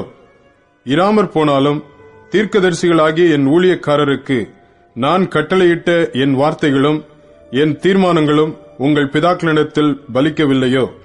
எங்கள் வழிகளின்படியேயும் எங்கள் கிரியைகளின்படியேயும் சேனைகளின் கர்த்தர் எங்களுக்கு செய்ய நிர்ணயித்தபடியே எங்களுக்கு செய்தார் என்று அவர்கள் திரும்ப வந்து சொன்னதில்லையோ என்று சொல் என்றார். தரியு அரசாண்ட 2ஆம் வருஷம் சேபாத் மாதமாகிய 11ஆம் மாதம் 24ஆம் தேதியிலே கர்த்தருடைய வார்த்தை இத்தோவின் மகனான பெரகியாவின் குமாரன் சகரியா என்னும் தீர்க்கதரிசிக்கு உண்டாயிற்று. அவன் சொன்னது, இதோ இன்று ராத்திரி சிவப்பு குதிரையின் மேல் ஏறியிருந்த ஒரு புருஷனை கண்டேன். அவர் பள்ளத்தாக்கில் இருக்கிற மிருது செடிகளுக்குள்ளே நின்றார். அவருக்கு பின்னாலே சிவப்பும் மங்கின நிறமும் வெண்மையுமான குதிரைகள் இருந்தன. அப்பொழுது நான், என் ஆண்டவரே, இவர்கள் யார் என்று கேட்டேன். என்னோட பேசுகிற தூதனானவர், இவர்கள் யார் என்று நான் உனக்கு காண்பிப்பேன் என்று சொன்னார். அப்பொழுது மிருது செடிகளுக்குள்ளே நின்ற அந்த புருஷன் பிரதியுத்தரமாக, இவர்கள் பூமி எங்கும் சுற்றி பார்க்க கர்த்தர் அனுப்பினவர்கள் என்றார். பின்பு அவர்கள் மிருது செடிகளுக்குள்ளே நின்ற கர்த்தருடைய தூதனை நோக்கி, நாங்கள் பூமி எங்கும் சுற்றி பார்த்தோம். இதோ பூமி முழுவதும் அமைதலும் அமெரிக்கையுமாய் இருக்கிறது என்றார்கள். அப்பொழுது கர்த்தருடைய தூதன் மறுமொழியாக, சேனைகளின் கர்த்தாவே, இந்த 70 வருஷமாய் நீர் கோபம் கொண்டிருக்கிற எருசலேமின் மேலும் யூதா பட்டணங்களின் மேலும் எந்த மட்டும் இறங்காதிருப்பீர் என்று சொல்ல, அப்பொழுது கர்த்தர் என்னோட பேசின தூதனுக்கு நல் வார்த்தைகளையும் ஆறுதலான வார்த்தைகளையும் பிரதியுத்தரமாக சொன்னார்.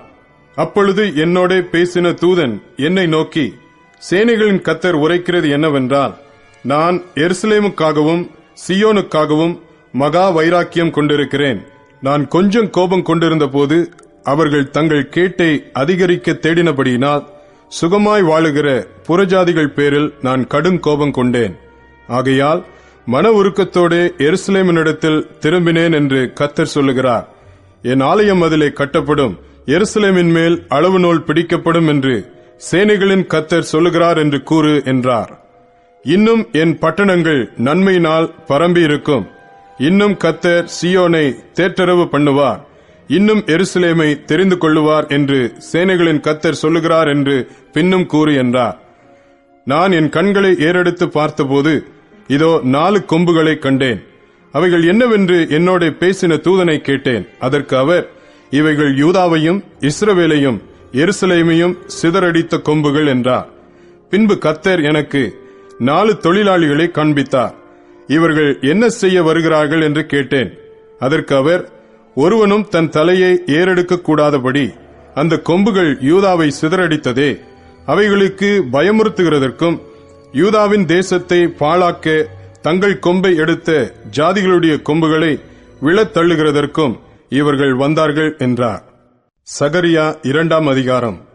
நான் என் கண்களை ஏறெடுத்து பார்த்தபோது இதோ தன் கையிலே அளவு நூல் பிடித்திருந்த ஒரு புருஷனை கண்டேன். நீர் எவ்விடத்துக்கு போகிறீர் என்று கேட்டேன். அதற்கு அவர், எருசலேமின் அகலம் இவ்வளவு என்றும் அதன் நீளம் இவ்வளவு என்றும் அறியும்படி அதை அளக்கிறதற்கு போகிறேன் என்றார். இதோ என்னோட பேசின தூதன் புறப்பட்ட போது வேறொரு தூதன் அவரை சந்திக்கும்படி புறப்பட்டு வந்தான். இவனை அவர் நோக்கி, நீ ஓடி இந்த வாலிபனிடத்தில் சொல்ல வேண்டியது என்னவென்றால், எருசலேம் தன் நடுவிலே கூடும் மனுஷரின் திரளினாலும் மிருக ஜீவன்களின் திரளினாலும் மதிலில்லாத பட்டணங்கள் போல் வாசஸ்தலமாகும். நான் அதற்கு சுற்றிலும் அக்கினி மதிலாயிருந்து அதன் நடுவில் மகிமையாக இருப்பேன் என்று கர்த்தர் சொல்லுகிறார். ஓகோ, நீங்கள் எழும்பி வடதேசத்திலிருந்து ஓடி வாருங்கள் என்று கர்த்தர் சொல்லுகிறார். ஆகாயத்து 4 திசைகளிலும் உங்களை நான் சிதறப் பண்ணினேன் என்று கர்த்தர் சொல்லுகிறார். பாபிலோன் குமாரத்தினிடத்தில் குடியிருக்கிற சீயோனே, உன்னை விடுவித்துக்கொள், பிற்பாடு மகிமை உண்டாகும் என்று சேனைகளின் கர்த்தர் சொல்லுகிறார். உங்களை கொள்ளையிட்ட ஜாதிகளிடத்துக்கு என்னை அனுப்பினார். உங்களை தொடுகிறவன் அவருடைய கண்மணியை தொடுகிறான். இதோ நான் என் கையை அவர்களுக்கு விரோதமாக அசைப்பேன். அதனால் அவர்கள் தங்கள் அடிமைகளுக்கு கொள்ளையாவார்கள். அப்பொழுது சேனைகளின் கர்த்தர் என்னை அனுப்பினார் என்று அறிவீர்கள். சீயோன் குமாரத்தியே, கெம்பீரித்து பாடு, இதோ நான் வந்து உன் நடுவில் வாசம் பண்ணுவேன் என்று கர்த்தர் சொல்லுகிறார். அந்நாளிலே அநேகம் ஜாதிகள் கர்த்தரை சேர்ந்து என் ஜனம் ஆவார்கள். நான் உன் நடுவில் வாசமாயிருப்பேன். அப்பொழுது சேனைகளின் கர்த்தர் என்னை உன்னிடத்தில் அனுப்பினார் என்று அறிவாய். கர்த்தர் பரிசுத்த தேசத்திலே யூதாவாகிய தமது பங்கை சுதந்தரித்து திரும்பவும் எருசலேமை தெரிந்து கொள்வார். மாம்சமான சகலமான பேர்களே, கர்த்தருக்கு முன்பாக மௌனமாயிருங்கள். அவர் தமது பரிசுத்த வாசஸ்தலத்திலிருந்து எழுந்தருளினார் என்று சொல் என்றார். சகரியா 3ஆம் அதிகாரம். அவர் பிரதான ஆசாரியனாகிய யோசுவாவை எனக்கு காண்பித்தார். அவன் கர்த்தருடைய தூதனுக்கு முன்பாக நின்றான். சாத்தான் அவனுக்கு விரோதம் செய்ய அவன் வலது பக்கத்திலே நின்றான். அப்பொழுது கர்த்தர் சாத்தானை நோக்கி, கர்த்தர் உன்னை கடிந்து கொள்வாராக. சாத்தானே, எருசலேமை தெரிந்து கொண்ட கர்த்தர் உன்னை கடிந்து கொள்வாராக. இவன் அக்கினி நின்று தப்புவிக்கப்பட்ட கொள்ளி அல்லவா என்றார். யோசுவாவோவெனில் அழுக்கு வஸ்திரம் தரித்தவனாய் தூதனுக்கு முன்பாக நின்றிருந்தான். அவர் தமக்கு முன்பாக நிற்கிறவர்களை நோக்கி, இவன் மேல் இருக்கிற அழுக்கு வஸ்திரங்களை களைந்து போடுங்கள் என்றார். பின்பு அவனை நோக்கி, பார், நான் உன் அக்கிரமத்தை உன்னிலிருந்து நீங்க செய்து உனக்கு சிறந்த வஸ்திரங்களை தரிப்பித்தேன் என்றார். அவன் சிரசின் மேல் சுத்தமான பாகையை வைப்பார்களாக என்றார். அப்பொழுது சுத்தமான பாகையை அவன் சிரசின் மேல் வைத்து அவனுக்கு வஸ்திரங்களை தரிப்பித்தார்கள். கர்த்தருடைய தூதன் அங்கே நின்றார். கர்த்தருடைய தூதன் யோசுவாவுக்கு சாட்சியாக, சேனைகளின் கர்த்தர் உரைக்கிறது என்னவென்றால், நீ என் வழிகளில் நடந்து என் காவலை காத்தால் நீ என் ஆலயத்தில் நியாயம் விசாரிப்பாய், என் பிரகாரங்களையும் காவல் காப்பாய். இங்கே நிற்கிறவர்களுக்குள்ளே உலாவுகிறதுக்கு இடம் நான் உனக்கு கட்டளையிடுவேன். இப்போதும் பிரதான ஆசாரியனாகிய யோசுவாவே, நீ கேள். உனக்கு முன்பாக உட்கார்ந்திருக்கிற உன் தோழரும் கேட்க கடவர்கள். இவர்கள் அடையாளமாயிருக்கிற புருஷர். இதோ கிளை எண்ணப்பட்டவராகிய என் தாசனை நான் வரப்பண்ணுவேன். இதோ நான் யோசுவாவுக்கு முன்பாக வைத்த கல். இந்த ஒரே கல்லின் மேல் 7 கண்களும் வைக்கப்பட்டிருக்கிறது. இதோ நான் அதன் சித்திர வேலையை நிறைவேற்றி இந்த தேசத்தில் அக்கிரமத்தை ஒரே நாளிலே நீக்கி போடுவேன் என்று சேனைகளின் கர்த்தர் சொல்லுகிறார். அந்நாளிலே நீங்கள் ஒருவரையொருவர் திராட்சைச் செடியின் கீழும் அத்திமரத்தின் கீழும் வரவழைப்பீர்கள் என்று சேனைகளின் கர்த்தர் சொல்லுகிறார் என்றார். சகரியா 4ஆம் அதிகாரம். என்னோட பேசின தூதன் திரும்பி வந்து நித்திரை பண்ணுகிற ஒருவனை எழுப்புவது போல் என்னை எழுப்பி, நீ காண்கிறது என்னவென்று கேட்டார். அதற்கு நான், இதோ முழுவதும் பொன்னினால் செய்யப்பட்ட குத்து விளக்கை காண்கிறேன். அதன் உச்சியில் அதன் கிண்ணமும், அதன் மேல் அதன் 7 அகல்களும், அதன் உச்சியில் இருக்கிற அகல்களுக்கு போகிற 7 குழாய்களும் இருக்கிறது. அதன் அருகில் கிண்ணத்திற்கு வலதுபுறமாக ஒன்றும் அதற்கு இடதுபுறமாக ஒன்றும் ஆக 2 ஒலிவ மரங்கள் இருக்கிறது என்றேன். நான் என்னோட பேசின தூதனை நோக்கி, ஆண்டவனே, இவைகள் என்னவென்று கேட்டேன். என்னோட பேசின தூதன் மறுமொழியாக, இவைகள் இன்னதென்று உனக்கு தெரியாதா என்றார். ஆண்டவனே, எனக்கு தெரியாது என்றேன். அப்பொழுது அவர், செருபாபேலுக்கு சொல்லப்படுகிற கர்த்தருடைய வார்த்தை என்னவென்றால், பலத்தினாலும் அல்ல, பராக்கிரமத்தினாலும் அல்ல, என்னுடைய ஆவியினாலேயே ஆகும் என்று சேனைகளின் கர்த்தர் சொல்லுகிறார். பெரிய பர்வதமே, நீ எம்மாத்திரம்? செருபாபேலுக்கு முன்பாக நீ சமபூமியாவாய். தலைக்கல்லை அவன் கொண்டு வருவான். அதற்கு கிருபையுண்டாவதாக, கிருபையுண்டாவதாக என்று ஆர்ப்பரிப்பார்கள் என்றார். பின்னும் கர்த்தருடைய வார்த்தை எனக்கு உண்டாகி, அவர், செருபாபேலின் கைகள் இந்த ஆலயத்துக்கு அஸ்திபாரம் போட்டது. அவன் கைகளே இதை முடித்து தீர்க்கும். அதனால் சேனைகளின் கர்த்தர் என்னை உங்களிடத்திற்கு அனுப்பினார் என்று அறிவாய். அற்பமான ஆரம்பத்தின் நாளை யார் அசட்டை பண்ணலாம்? பூமி எங்கும் சுற்றி பார்க்கிறவைகள் ஆகிய கர்த்தருடைய 7 கண்களும் செருபாபேலின் கையில் இருக்கிற தூக்கு நூலை சந்தோஷமாய் பார்க்கிறது என்றார். பின்பு நான் அவரை நோக்கி, குத்து விளக்குக்கு வலதுபுறமாகவும் அதற்கு இடதுபுறமாகவும் இருக்கிற இந்த 2 ஒலிவ மரங்கள் என்னவென்று கேட்டேன். மறுபடியும் நான் அவரை நோக்கி, 2 பொற்குழாய்களின் வழியாய் தொங்கி பொன்னிறமான எண்ணெயை தங்களிலிருந்து இறங்க பண்ணுகிறவைகளாகிய ஒலிவ மரங்களின் 2 கிளைகள் என்னவென்று கேட்டேன். அதற்கு அவர், இவைகள் இன்னதென்று உனக்கு தெரியாதா என்றார். ஆண்டவனே, எனக்கு தெரியாது என்றேன். அப்பொழுது அவர், இவைகள் 2 சர்வலோகத்துக்கும் ஆண்டவராயிருக்கிறவரின் சமூகத்தில் நிற்கிற அபிஷேகம் பெற்றவர்கள் என்றார். சகரியா 5ஆம் அதிகாரம். நான் திரும்பவும் என் கண்களை ஏறெடுத்து பார்க்கையில், இதோ பறக்கிற ஒரு புஸ்தக சுருளை கண்டேன். தூதன், நீ காண்கிறது என்னவென்று கேட்டார். பறக்கிற ஒரு புஸ்தக சுருளை காண்கிறேன். அதன் நீளம் 20 முழமும் அதன் அகலம் 10 முழமுமாய் இருக்கிறது என்றேன். அப்பொழுது அவர், இது பூமியின் மீதெங்கும் புறப்பட்டு போகிற சாபம். எந்த திருடனும் அதன் ஒரு புறத்தில் இருக்கிறதின்படியே அழிக்கப்பட்டு போவான். ஆணையிடுகிற எவனும் அதன் மறுபுறத்தில் இருக்கிறதின்படியே அழிக்கப்பட்டு போவான். அது திருடன் வீட்டிலும் என் நாமத்தைக் கொண்டு பொய் ஆணையிடுகிறவன் வீட்டிலும் வந்து அவனவன் வீட்டில் நடுவிலே தங்கி அதை அதன் மரங்களோடும் அதன் கல்லுகளோடும் கூட நிர்மூலமாக்கும்படி அதை புறப்பட்டு போக பண்ணுவேன் என்று சேனைகளின் கர்த்தர் சொல்லுகிறார் என்றார். பின்பு என்னோட பேசின தூதன் வெளியே வந்து என்னை நோக்கி, நீ உன் கண்களை ஏறெடுத்து புறப்பட்டு வருகிறதை என்னவென்று பார் என்றார். அது என்னவென்று கேட்டேன். அதற்கு அவர், அது புறப்பட்டு வருகிறதாகிய ஒரு மரக்கால் என்றார். பின்னும் அவர், பூமி எங்கும் இதுதான் அவர்களுடைய கண்ணோக்கம் என்றார். இதோ ஒரு தாலந்து நிறையான ஈய மூடி தூக்கி வரப்பட்டது. மரக்காலின் நடுவிலே ஒரு ஸ்திரீ உட்கார்ந்திருந்தாள். அப்பொழுது அவர், இவள் அக்கிரமக்காரி என்று சொல்லி அவளை மரக்காலுக்குள்ளே தள்ளி ஈயக்கட்டியை அதன் வாயிலே போட்டார். அப்பொழுது நான் என் கண்களை ஏறெடுத்து, இதோ புறப்பட்டு வருகிற 2 ஸ்திரீகளை கண்டேன். அவர்களுக்கு நாரையின் செட்டைகளுக்கொத்த செட்டைகள் இருந்தது. அவர்கள் செட்டைகளில் காற்றிருந்தது. இவர்கள் மரக்காலை பூமிக்கும் வானத்துக்கும் நடுவாய் தூக்கி கொண்டு போனார்கள். நான் என்னோட பேசின தூதனை நோக்கி, இவர்கள் மரக்காலை எங்கே கொண்டு போகிறார்கள் என்று கேட்டேன். அதற்கு அவர், சினையார் தேசத்திலே அதற்கு ஒரு வீட்டை கட்டும்படிக்கு அதை கொண்டு போகிறார்கள். அங்கே அது ஸ்தாபிக்கப்பட்டு தன் நிலையிலே வைக்கப்படும் என்றார். சகரியா 6ஆம் அதிகாரம்.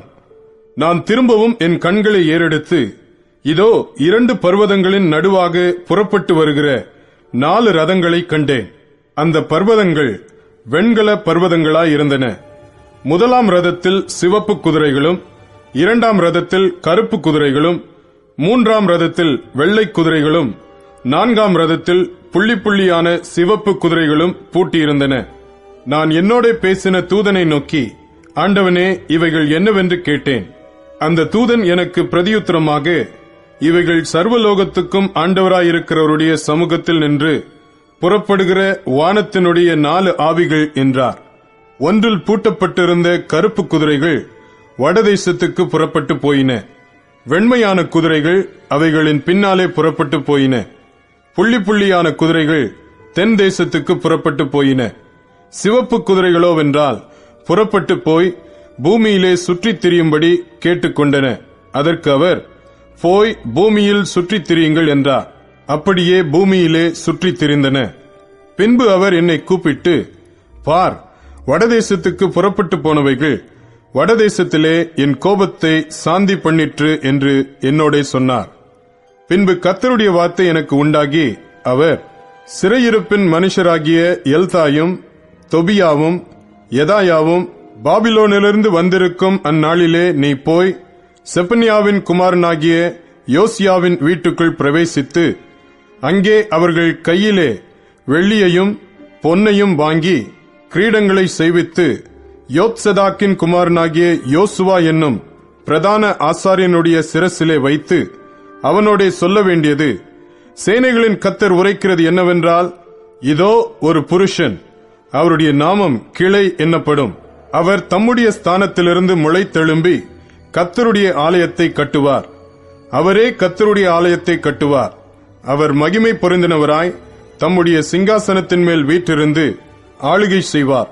தம்முடைய சிங்காசனத்தின் மேல் ஆசாரியராயும் இருப்பார். இவ்விரண்டின் நடுவாக சமாதானத்தின் ஆலோசனை விளங்கும். இந்த கிரீடங்களோவென்றால் கர்த்தருடைய ஆலயத்திலே ஏலேமுக்கும் தொபியாவுக்கும் யெதாயாவுக்கும் செப்பனியாவின் குமாரனாகிய ஏனுக்கும் நினைப்பூட்டுதலுக்கென்று வைக்கப்படுவதாக. தூரத்தில் உள்ளவர்கள் வந்து கர்த்தருடைய ஆலயத்தை கூட இருந்து கட்டுவார்கள். அப்பொழுது சேனைகளின் கர்த்தர் என்னை உங்களிடத்திற்கு அனுப்பினார் என்று அறிந்து கொள்வீர்கள். நீங்கள் உங்கள் தேவனாகிய கர்த்தரின் சத்தத்தை கேட்டு நடந்தீர்களானால் இது நிறைவேறும் என்று சொல் என்றார். சகரியா 7ஆம் அதிகாரம். தரியு ராஜா அரசாண்ட 4ஆம் வருஷம் கிஸ்லே என்னும் 9ஆம் மாதம் 4ஆம் தேதியிலே சகரியாவுக்கு கர்த்தருடைய வார்த்தை உண்டாயிற்று. கர்த்தருடைய சமூகத்தில் விண்ணப்பம் பண்ணவும், நாங்கள் இத்தனை வருஷம் வரையிலே செய்தது போல 5ஆம் மாதத்திலே அழுது ஒடுக்கத்தில் இருக்க வேண்டுமோ என்று சேனைகளுடைய கர்த்தரின் ஆலயத்தில் இருக்கும் ஆசாரியரிடத்திலும் தீர்க்கதரிசிகளிடத்திலும் கேட்கவும், சரெத் சேரும் ரெகெம்மெலேகும் அவனுடைய மனுஷரும் தேவனுடைய ஆலயத்துக்கு அனுப்பப்பட்டார்கள். அப்பொழுது சேனைகளுடைய கர்த்தரின் வார்த்தை எனக்கு உண்டாகி, அவர், நீ தேசத்தின் எல்லா ஜனத்தோடும் ஆசாரியர்களோடும் சொல்ல வேண்டியது என்னவென்றால், நீங்கள் இந்த 70 வருஷமாக 5ஆம் மாதத்திலும் 7ஆம் மாதத்திலும் உபவாசம் பண்ணி துக்கம் கொண்டாடின போது நீங்கள் எனக்கென்று தானா உபவாசம் பண்ணினீர்கள்? நீங்கள் புசிக்கிற போதும் குடிக்கிற போதும் உங்களுக்கென்றல்லவா புசிக்கிறீர்கள், உங்களுக்கென்றல்லவா குடிக்கிறீர்கள்? எருசலேமும் அதை சுற்றிலும் இருந்த பட்டணங்களும் குடி நிறைந்து சுகமாயிருந்த காலத்திலும், தெற்கு நாடும் சமபூமியும் குடியேறி இருந்த காலத்திலும் முன்னிருந்த தீர்க்கதரிசிகளைக் கொண்டு கர்த்தர் கூறின வார்த்தைகள் இவைகள் அல்லவோ என்று சொல் என்றார். பின்பு கர்த்தருடைய வார்த்தை சகரியாவுக்கு உண்டாகி, அவர், சேனைகளின் கர்த்தர் உரைக்கிறது என்னவென்றால், நீங்கள் உண்மையாய் நியாயம் தீர்த்து அவனவன் தன் தன் சகோதரனுக்கு தயவும் இரக்கமும் செய்து விதவையையும் திக்கற்ற பிள்ளையையும் பரதேசியையும் சிறுமையானவனையும் ஒடுக்காமலும், உங்களில் ஒருவனும் தன் சகோதரனுக்கு விரோதமாய் தன் இருதயத்தில் தீங்கு நினையாமலும் இருங்கள் என்றார். அவர்களோ கவனிக்க மனதில்லாமல் தங்கள் தோளை முரட்டுத்தனமாய் விலக்கி கேளாதபடிக்கு தங்கள் செவிகளை அடைத்துக் கொண்டார்கள். வேதத்தையும் சேனைகளின் கர்த்தர் தம்முடைய ஆவியின் மூலமாய் முந்தின தீர்க்கதரிசிகளைக் கொண்டு சொல்லி அனுப்பின வார்த்தைகளையும் கேளாதபடிக்கு தங்கள் இருதயத்தை வைரமாக்கினார்கள். ஆகையால் மகா கடுங்கோபம் சேனைகளின் கர்த்தரிடத்திலிருந்து உண்டாயிற்று. ஆதலால் நான் கூப்பிட்ட போது அவர்கள் எப்படி கேளாமற் போனார்களோ, அப்படியே அவர்கள் கூப்பிட்ட போது நானும் கேளாமல் இருந்தேன் என்று சேனைகளின் கர்த்தர் சொல்லுகிறார். அவர்கள் அறியாத புறஜாதிகளுக்குள்ளே அவர்களை பறக்கடித்தேன். அதனால் அவர்கள் பின் வைத்து போன தேசம் போக்குவரத்தில்லாமல் பாழாய் போயிற்று. அவர்கள் இன்பமான தேசத்தை பாழாய் போக பண்ணினார்கள் என்றார். சகரியா 8ஆம் அதிகாரம். சேனைகளுடைய கர்த்தரின் வார்த்தை உண்டாகி, அவர், நான் சீயோனுக்காக கடும் வைராக்கியம் கொண்டேன், அதற்காக மகா உக்கிரமான வைராக்கியம் கொண்டேன் என்று சேனைகளின் கர்த்தர் சொல்லுகிறார். நான் சீயோனிடத்தில் திரும்பி எருசலேமின் நடுவிலே வாசம் பண்ணுவேன்.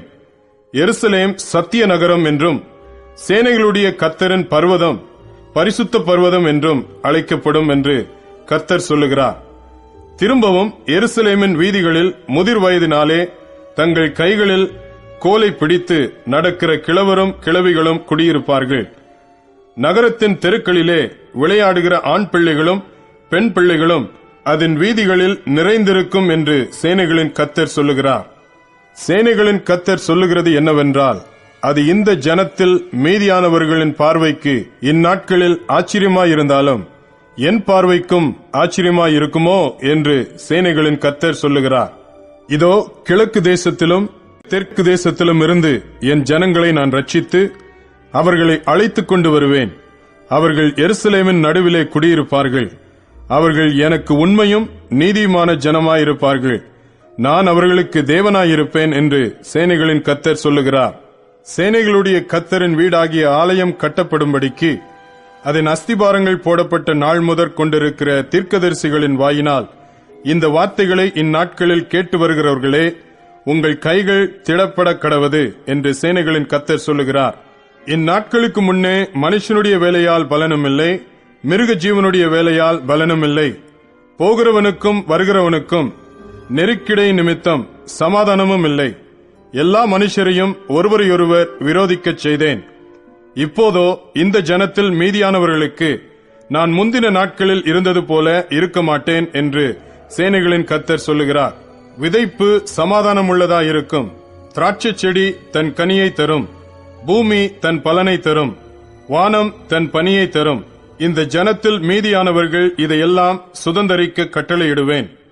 சம்பவிப்பதென்னவென்றால், யூதா வம்சத்தாரே, இஸ்ரவேல் வம்சத்தாரே, நீங்கள் புறஜாதிகளுக்குள்ளே சாபமாய் இருந்தது போலவே ஆசீர்வாதமாய் இருக்கும்படி நான் உங்களை ரட்சிப்பேன்.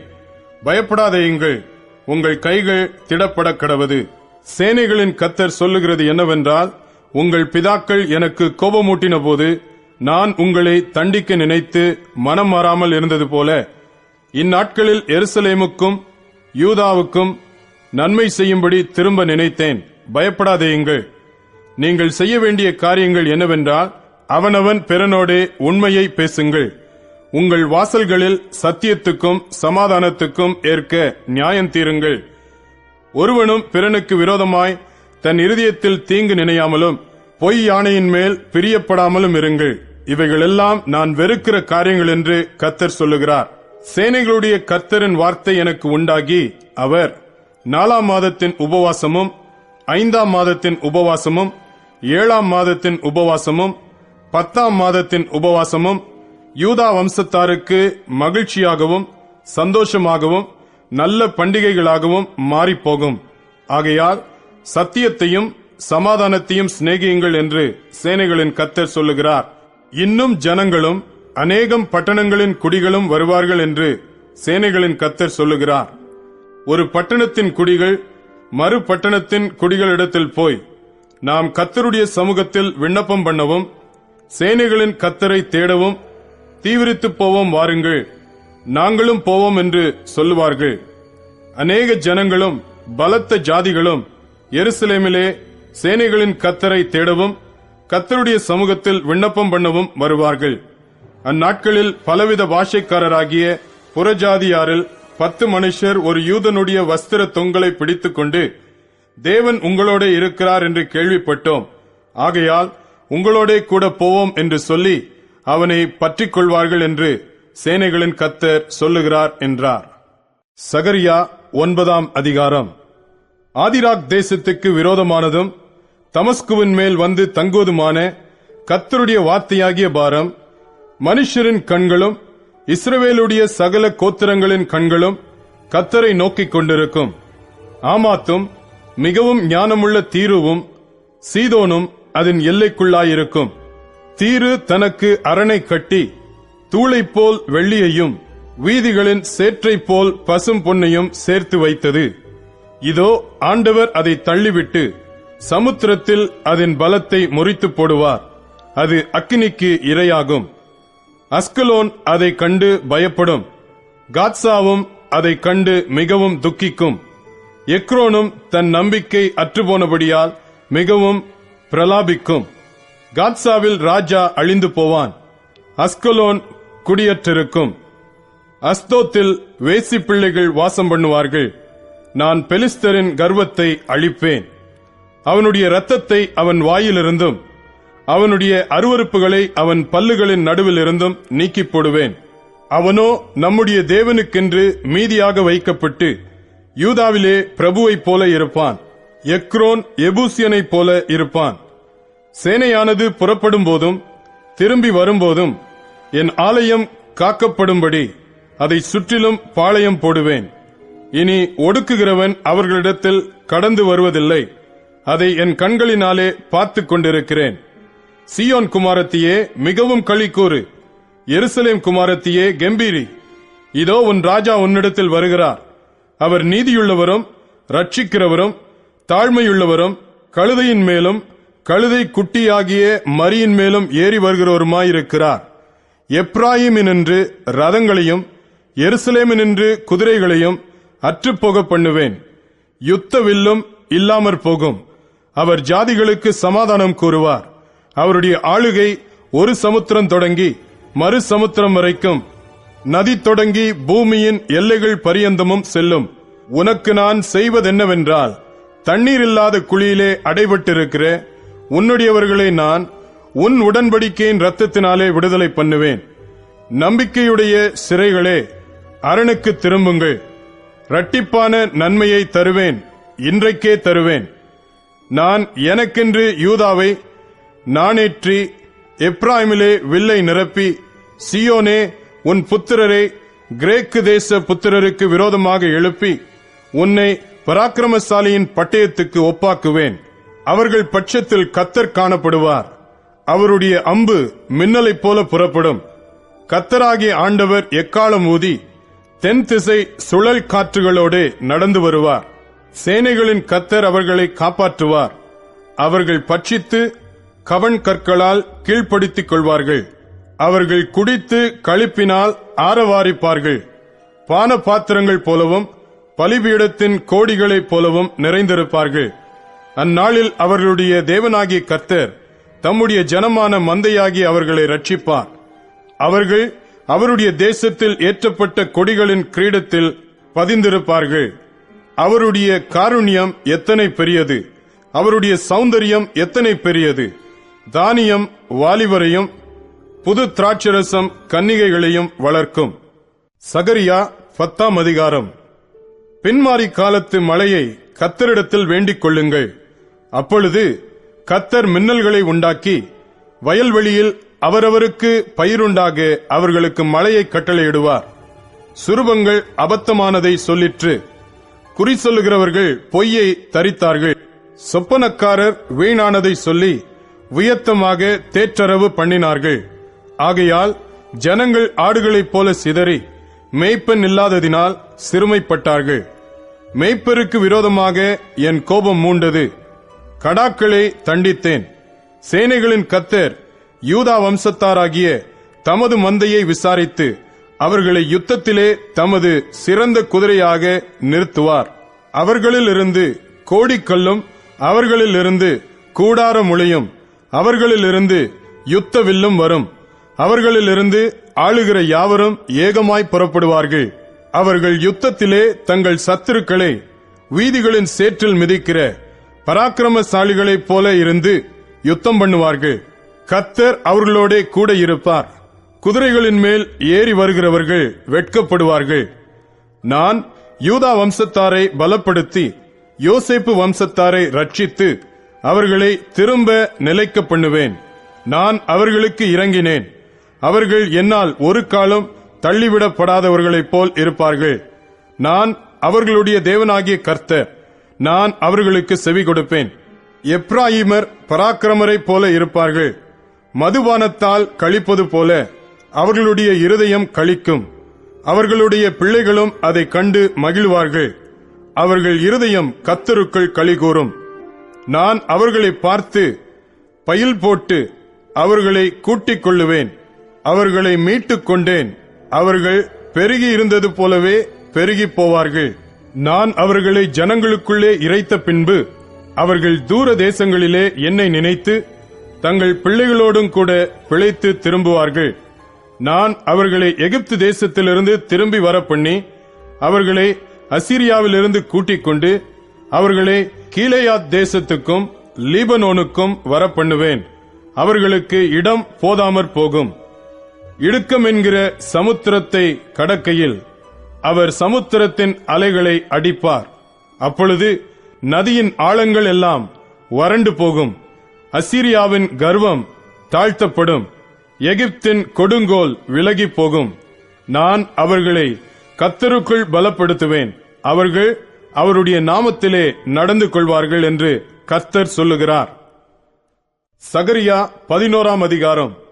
லீபனோனே, அக்கினி உன் கேதுரு மரங்களை பட்சிக்கும்படி உன் வாசல்களை திற. தேவதாரு விருட்சங்களே புலம்புங்கள். கேதுரு மரங்கள் விழுந்ததே, பிரபலமானவைகள் பாழாக்கப்பட்டன. பாசானின் கர்வாலி மரங்களே புலம்புங்கள். அரணுள்ள சோலை கீழே தள்ளப்பட்டது. மேய்ப்பர்களின் மகிமை அழிந்து போனபடியால் அவர்கள் அலறுகிற சத்தம் கேட்கப்படுகிறது. யோர்தானின் பெருமை அழிந்து போனபடியால் பால சிங்கங்கள் கர்ச்சிக்கிற சத்தம் கேட்கப்படுகிறது. என் தேவனாகிய கர்த்தர் சொல்லுகிறது என்னவென்றால், கொலையுண்கிற ஆடுகளை மேய்க்க கடவாய். அவைகளை உடையவர்கள் அவைகளை கொன்று போட்டு தங்களுக்கு குற்றமில்லை என்று எண்ணுகிறார்கள். அவைகளை விற்கிறவர்கள் கர்த்தருக்கு ஸ்தோத்திரம், நாங்கள் ஐஸ்வர்யம் உள்ளவர்களானோம் என்கிறார்கள். அவைகளை மேய்க்கிறவர்கள் அவைகள் மேல் இரக்கம் வைக்கிறதில்லை. நான் இனி தேசத்து குடிகளின் மேல் இரக்கம் வையாமல் மனுஷரில் யாவரையும் அவனவனுடைய அயலான் கையிலும் அவனவனுடைய ராஜாவின் கையிலும் அகப்பட பண்ணுவேன். அவர்கள் தேசத்தை அழித்தும் நான் இவர்களை அவர்கள் கைக்கு தப்புவிப்பதில்லை என்று கர்த்தர் சொல்லுகிறார். கொலையுண்கிற மந்தையாகிய சிறுமைப்பட்ட உங்களை நான் மேய்ப்பேன். நான் 2 கோல்களை எடுத்து ஒன்றிற்கு அனுக்கிரகம் என்றும் ஒன்றிற்கு நிக்கிரகம் என்றும் பெயரிட்டு மந்தையை மேய்த்து ஒரே மாதத்திலே 3 மேய்ப்பரையும் அதம் பண்ணினேன். என் ஆத்துமா அவர்களை அரோசித்தது, அவர்கள் ஆத்துமா என்னையும் வெறுத்தது. இனி நான் உங்களை மேய்ப்பதில்லை. சாகிறது சாகட்டும், அதமாகிறது அதமாகட்டும். மீதியானவைகளோவென்றால் ஒன்றின் மாம்சத்தை ஒன்று தின்னக்கடவது என்று நான் சொல்லி, அனுக்கிரகம் எண்ணப்பட்ட என் கோலை எடுத்து நான் அந்த ஜனங்கள் எல்லாரோடும் பண்ணியிருந்த என் உடன்படிக்கை அற்றுப்போகும்படிக்கு அதை முறித்து போட்டேன். அந்நாளிலே அது அற்றுப்போயிற்று. அப்படியே மந்தையில் எனக்கு காத்திருந்த சிறுமைப்பட்டவைகள் அது கர்த்தருடைய வார்த்தை என்று அறிந்து கொண்டன. உங்கள் பார்வைக்கு நன்றாய் கண்டால் என் கூலியை தாருங்கள், இல்லாவிட்டால் இருக்கட்டும் என்று அவர்களோட சொன்னேன். அப்பொழுது எனக்கு கூலியாக 30 வெள்ளிக்காசை நிறுத்தார்கள். கர்த்தர் என்னை நோக்கி, அதை குயவனிடத்தில் எறிந்துவிடு என்றார். இதுவே நான் அவர்களால் மதிக்கப்பட்ட மேன்மையான மதிப்பு. நான் அந்த 30 வெள்ளிக்காசை எடுத்து அவைகளை குயவனுக்கென்று கர்த்தருடைய ஆலயத்திலே எறிந்துவிட்டேன். நான் யூதாவுக்கும் இஸ்ரவேலுக்கும் இருக்கிற சகோதர கட்டை அற்றுப்போக பண்ணும்படிக்கு நிக்கிரகம் எண்ணப்பட்ட என் 2ஆம் கோலையும் முறித்தேன். கர்த்தர் என்னை நோக்கி, நீ மதியற்ற ஒரு மேய்ப்பனுடைய ஆயுதங்களை இன்னும் எடுத்துக்கொள். இதோ நான் தேசத்திலே ஒரு மேய்ப்பனை எழும்ப பண்ணுவேன். அவன் அதமாகிறவைகளை பராமரிக்காமலும் சிதறுண்டதை தேடாமலும் நொறுங்குண்டதை குணமாக்காமலும் இளைத்திருக்கிறதை ஆதரிக்காமலும் கொழுத்ததின் மாம்சத்தை தின்று அவைகளுடைய குளம்புகளை உடைத்து போடுவான். மந்தையை கைவிடுகிற அபத்தமான மேய்ப்பனுக்கு ஐயோ! பட்டயம் அவன் புயத்தின் மேலும் அவன் வலது கண்ணின் மேலும் வரும். அவன் புயம் முழுதும் சூம்பிப்போம், அவன் வலது கண் முற்றிலும் இருளடையும் என்றார். சகரியா 12ஆம் அதிகாரம். இஸ்ரவேலை குறித்து கர்த்தர் சொன்ன வார்த்தையின் பாரம். வானங்களை விரித்து பூமியை அஸ்திபாரப்படுத்தி மனுஷனுடைய ஆவியை அவனுக்குள் உண்டாக்குகிற கர்த்தர் சொல்லுகிறது என்னவென்றால், இதோ சுற்றிலும் இருக்கிற எல்லா ஜனங்களுக்கும் நான் எருசலேமை தத்தளிப்பின் பாத்திரமாக்குகிறேன். எருசலேமுக்கு விரோதமாய் போடப்படும் முற்றுகையிலே யூதாவும் அப்படியேயாகும். அந்நாளிலே நான் எருசலேமை சகல ஜனங்களுக்கும் பாரமான கல்லாக்குவேன். அதை கிளப்புகிற யாவரும் சிதைக்கப்படுவார்கள். பூமியிலுள்ள ஜாதிகளெல்லாம் அதற்கு விரோதமாய் கூடிக்கொள்வார்கள். அந்நாளிலே நான் குதிரைகளுக்கெல்லாம் திகைப்பையும் அவைகளின் மேல் ஏறியிருக்கிறவர்களுக்கெல்லாம் புத்தி மயக்கத்தையும் வரப்பண்ணி யூதா வம்சத்தின் மேல் என் கண்களை திறந்து வைத்து ஜனங்களுடைய எல்லா குதிரைகளுக்கும் குருட்டாட்டத்தை உண்டு பண்ணுவேன் என்று கர்த்தர் சொல்லுகிறார். எருசலேமின் குடிகள் சேனைகளின் கர்த்தராகிய தங்கள் தேவனுடைய துணையினால் எங்களுக்கு பலனானவர்கள் என்று அப்போது யூதாவின் தலைவர் தங்கள் இருதயத்திலே சொல்லுவார்கள். அந்நாளிலே யூதாவின் தலைவரை விறகுகளுக்குள்ளே எரிகிற அக்கினி அடுப்புக்கும் வைக்கோல் கட்டுகளுக்குள்ளே எரிகிற தீவட்டிக்கும் ஒப்பாக்குவேன். அவர்கள் வலதுபுறமும் இடதுபுறமுமாக புறப்பட்டு சுற்றிலும் இருக்கிற எல்லா ஜனங்களையும் பட்சிப்பார்கள். எருசலேம் திரும்பவும் தன் ஸ்தானமாகிய எருசலேமிலே குடியேற்றப்பட்டிருக்கும். தாவீது வம்சத்தாரின் மகிமையும் எருசலேமின் குடிகளுடைய மகிமையும் யூதாவின் மேல் தன்னை உயர்த்தாதபடிக்கு கர்த்தர் யூதாவின் கூடாரங்களை முதல் ரட்சிப்பார்.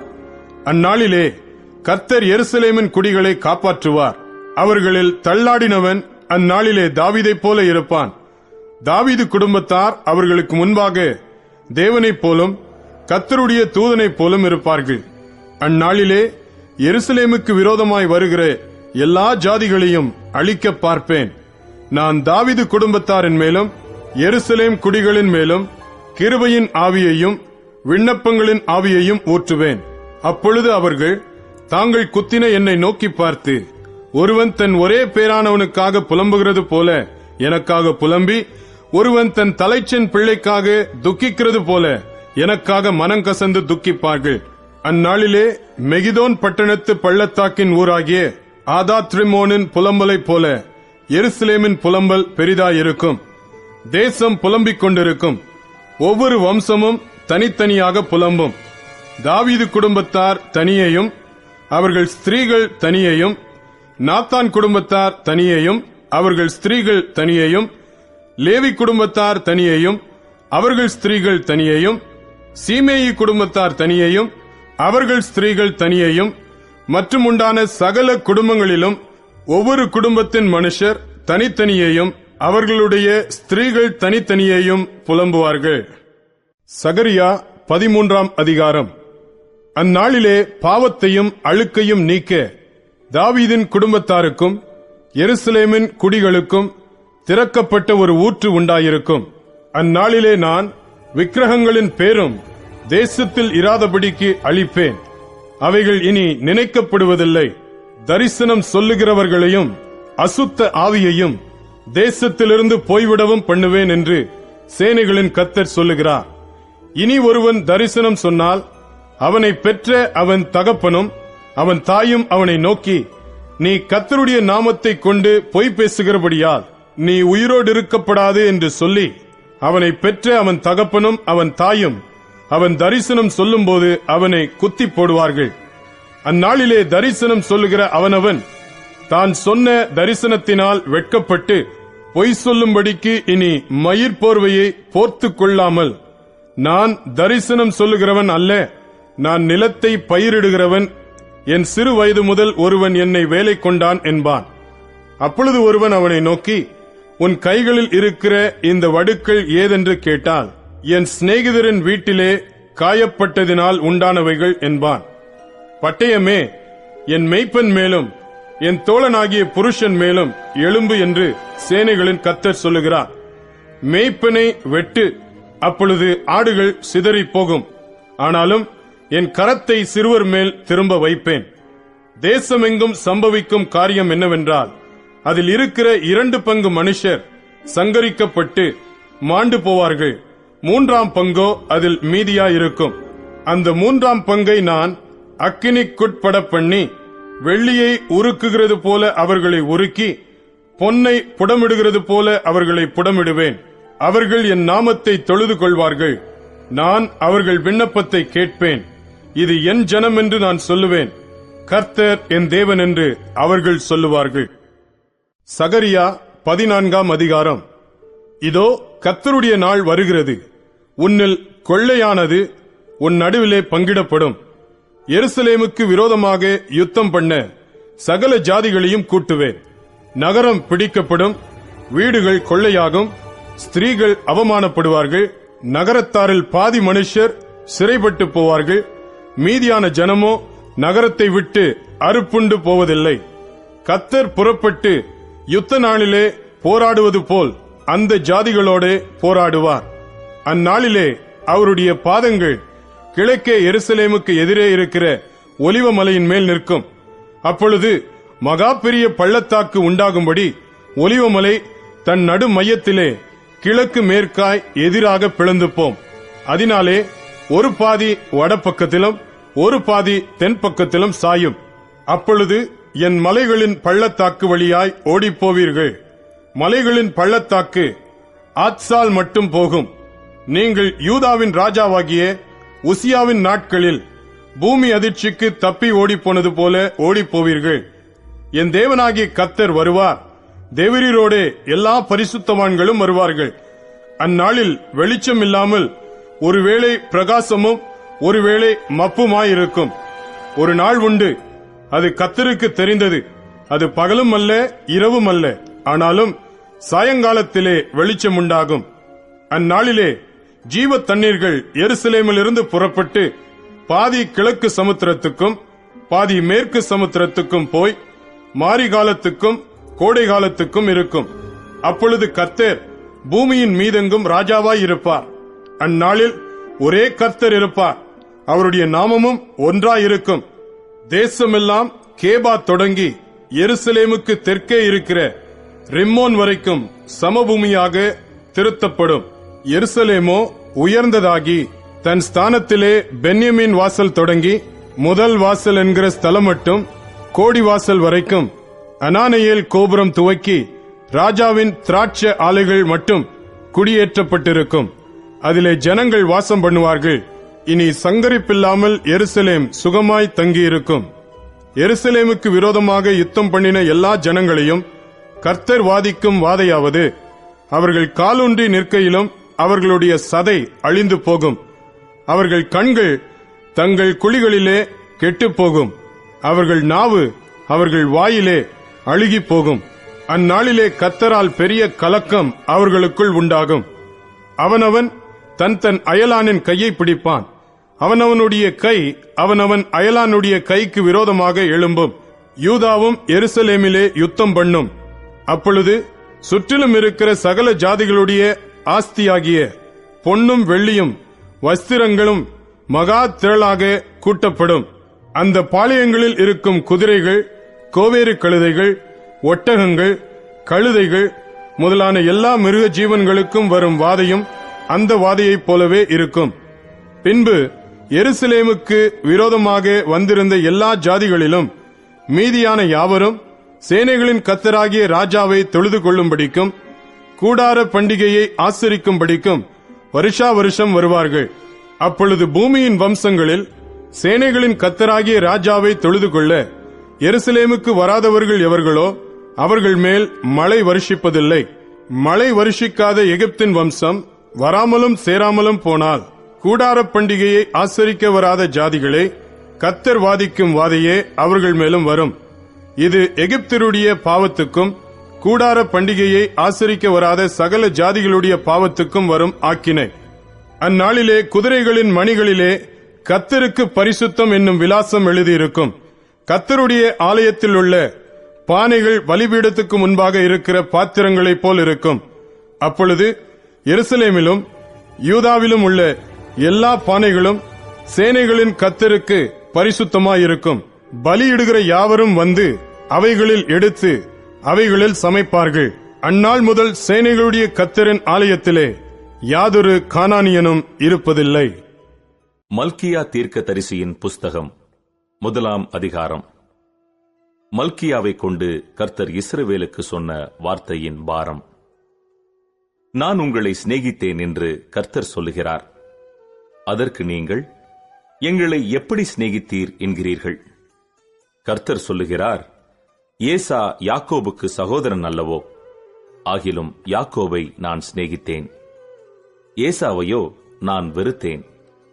அவனுடைய மலைகளை பாழும், அவனுடைய சுதந்திரத்தை வனாந்தரத்தில் உள்ள வலு சர்ப்பங்களின் தாவும் ஆக்கினேன். ஏதோமியர், நாம் எளிமைப்பட்டோம், ஆனாலும் பாழானவைகளை திரும்ப கட்டுவோம் என்று சொல்லுகிறார்கள். அதற்கு கர்த்தர், அவர்கள் கட்டுவார்கள், நான் இடிப்பேன்.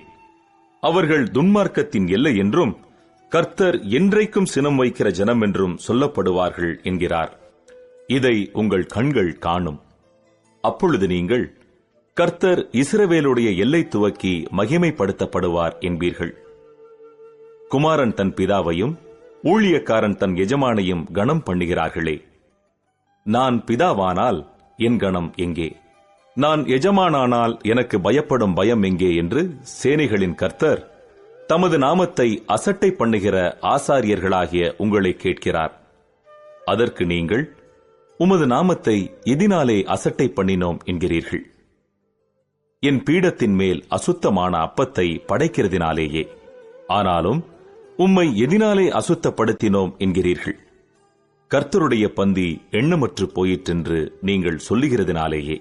நீங்கள் கண் ஊனமானதை பலியிடக் கொண்டு வந்தாலும் அது பொல்லாப்பல்ல. நீங்கள் கால் ஊனமானதையும் நசல் பிடித்ததையும் கொண்டு வந்தாலும் அது பொல்லாப்பல்ல என்கிறீர்களே. அதை நீ உன் அதிபதிக்கு செலுத்து. அவன் உன்மேல் பிரியமாயிருப்பானோ? உன் முகத்தை பார்ப்பானோ என்று சேனைகளின் கர்த்தர் கேட்கிறார். இப்போதும் தேவனுடைய சமூகத்தை நோக்கி கெஞ்சுங்கள், அப்பொழுது நம்மேல் இறங்குவார். இது உங்களாலே வந்த காரியம். அவர் உங்களை அங்கீகரிப்பாரோ என்று சேனைகளின் கர்த்தர் கேட்கிறார். உங்களில் எவன் கூலி இல்லாமல் கதவுகளை பூட்டுவான்? என் பலிப்பீடத்தின் மேல் அக்கினியை கூலி இல்லாமல் கொளுத்தவும் மாட்டீர்கள். உங்கள் பேரில் எனக்கு பிரியமில்லை என்று சேனைகளின் கர்த்தர் சொல்லுகிறார். உங்கள் கைகளில் உள்ள காணிக்கை எனக்கு உகந்ததல்ல. சூரியன் உதிக்கிற திசை தொடங்கி அது அஸ்தமிக்கிற திசை வரைக்கும் என் நாமம் ஜாதிகளுக்குள்ளே மகத்துவமாயிருக்கும். எல்லா இடங்களிலும் என் நாமத்துக்கு தூபமும் சுத்தமான காணிக்கையும் செலுத்தப்படும். என் நாமம் ஜாதிகளுக்குள்ளே மகத்துவமாயிருக்கும் என்று சேனைகளின் கர்த்தர் சொல்லுகிறார். நீங்களோ கர்த்தருடைய பந்தி அசுத்தமானது என்றும் அதன் ஆகாரமாகிய அதன் பலன் அற்பமானது என்றும் சொல்லுகிறதினாலே என் நாமத்தை பரிசுத்த குலைச்சலாக்குகிறீர்கள். இதோ இது எவ்வளவு வருத்தம் என்று சொல்லி அதை ஒரு திறனமாய் பேசி பீருண்டதையும் கால் ஊனமானதையும் நசல் கொண்டதையும் கொண்டு வந்து காணிக்கையாக செலுத்துகிறீர்கள் என்று சேனைகளின் கர்த்தர் சொல்லுகிறார். அதை உங்கள் கைகளில் அங்கீகரித்துக் கொள்வேனோ என்று கர்த்தர் கேட்கிறார். தன் மந்தையில் கடா இருக்கையில் கெட்டுப்போனதை ஆண்டவருக்கு நேர்ந்து கொண்டு பலியிடுகிற கவடஸ்தன் சபிக்கப்பட்டவன். என் நாமம் ஜாதிகளுக்குள்ளே பயங்கரமாயிருக்கும். நான் மகத்துவமான ராஜா என்று சேனைகளின் கர்த்தர் சொல்லுகிறார். மல்கியா 2ஆம் அதிகாரம். இப்போதும் ஆசாரியர்களே, இந்த கட்டளை உங்களுக்குரியது. நீங்கள் கேளாமலும் என் நாமத்துக்கு மகிமையை செலுத்தும்படி இதை சிந்தியாமலும் இருந்தால் நான் உங்களுக்குள்ளே சாபத்தை அனுப்பி உங்கள் ஆசீர்வாதங்களையும் சாபமாக்குவேன். ஆம், நீங்கள் அதை சிந்தியாமற் போனதினால் அவைகளை சபித்தேன் என்று சேனைகளின் கர்த்தர் சொல்லுகிறார். இதோ, நான் உங்களுடைய பயிரை கெடுத்து உங்கள் பண்டிகைகளின் சாணியையே உங்கள் முகங்களில் இறைப்பேன். அதனோடு கூட நீங்களும் தள்ளுபடியாவீர்கள்.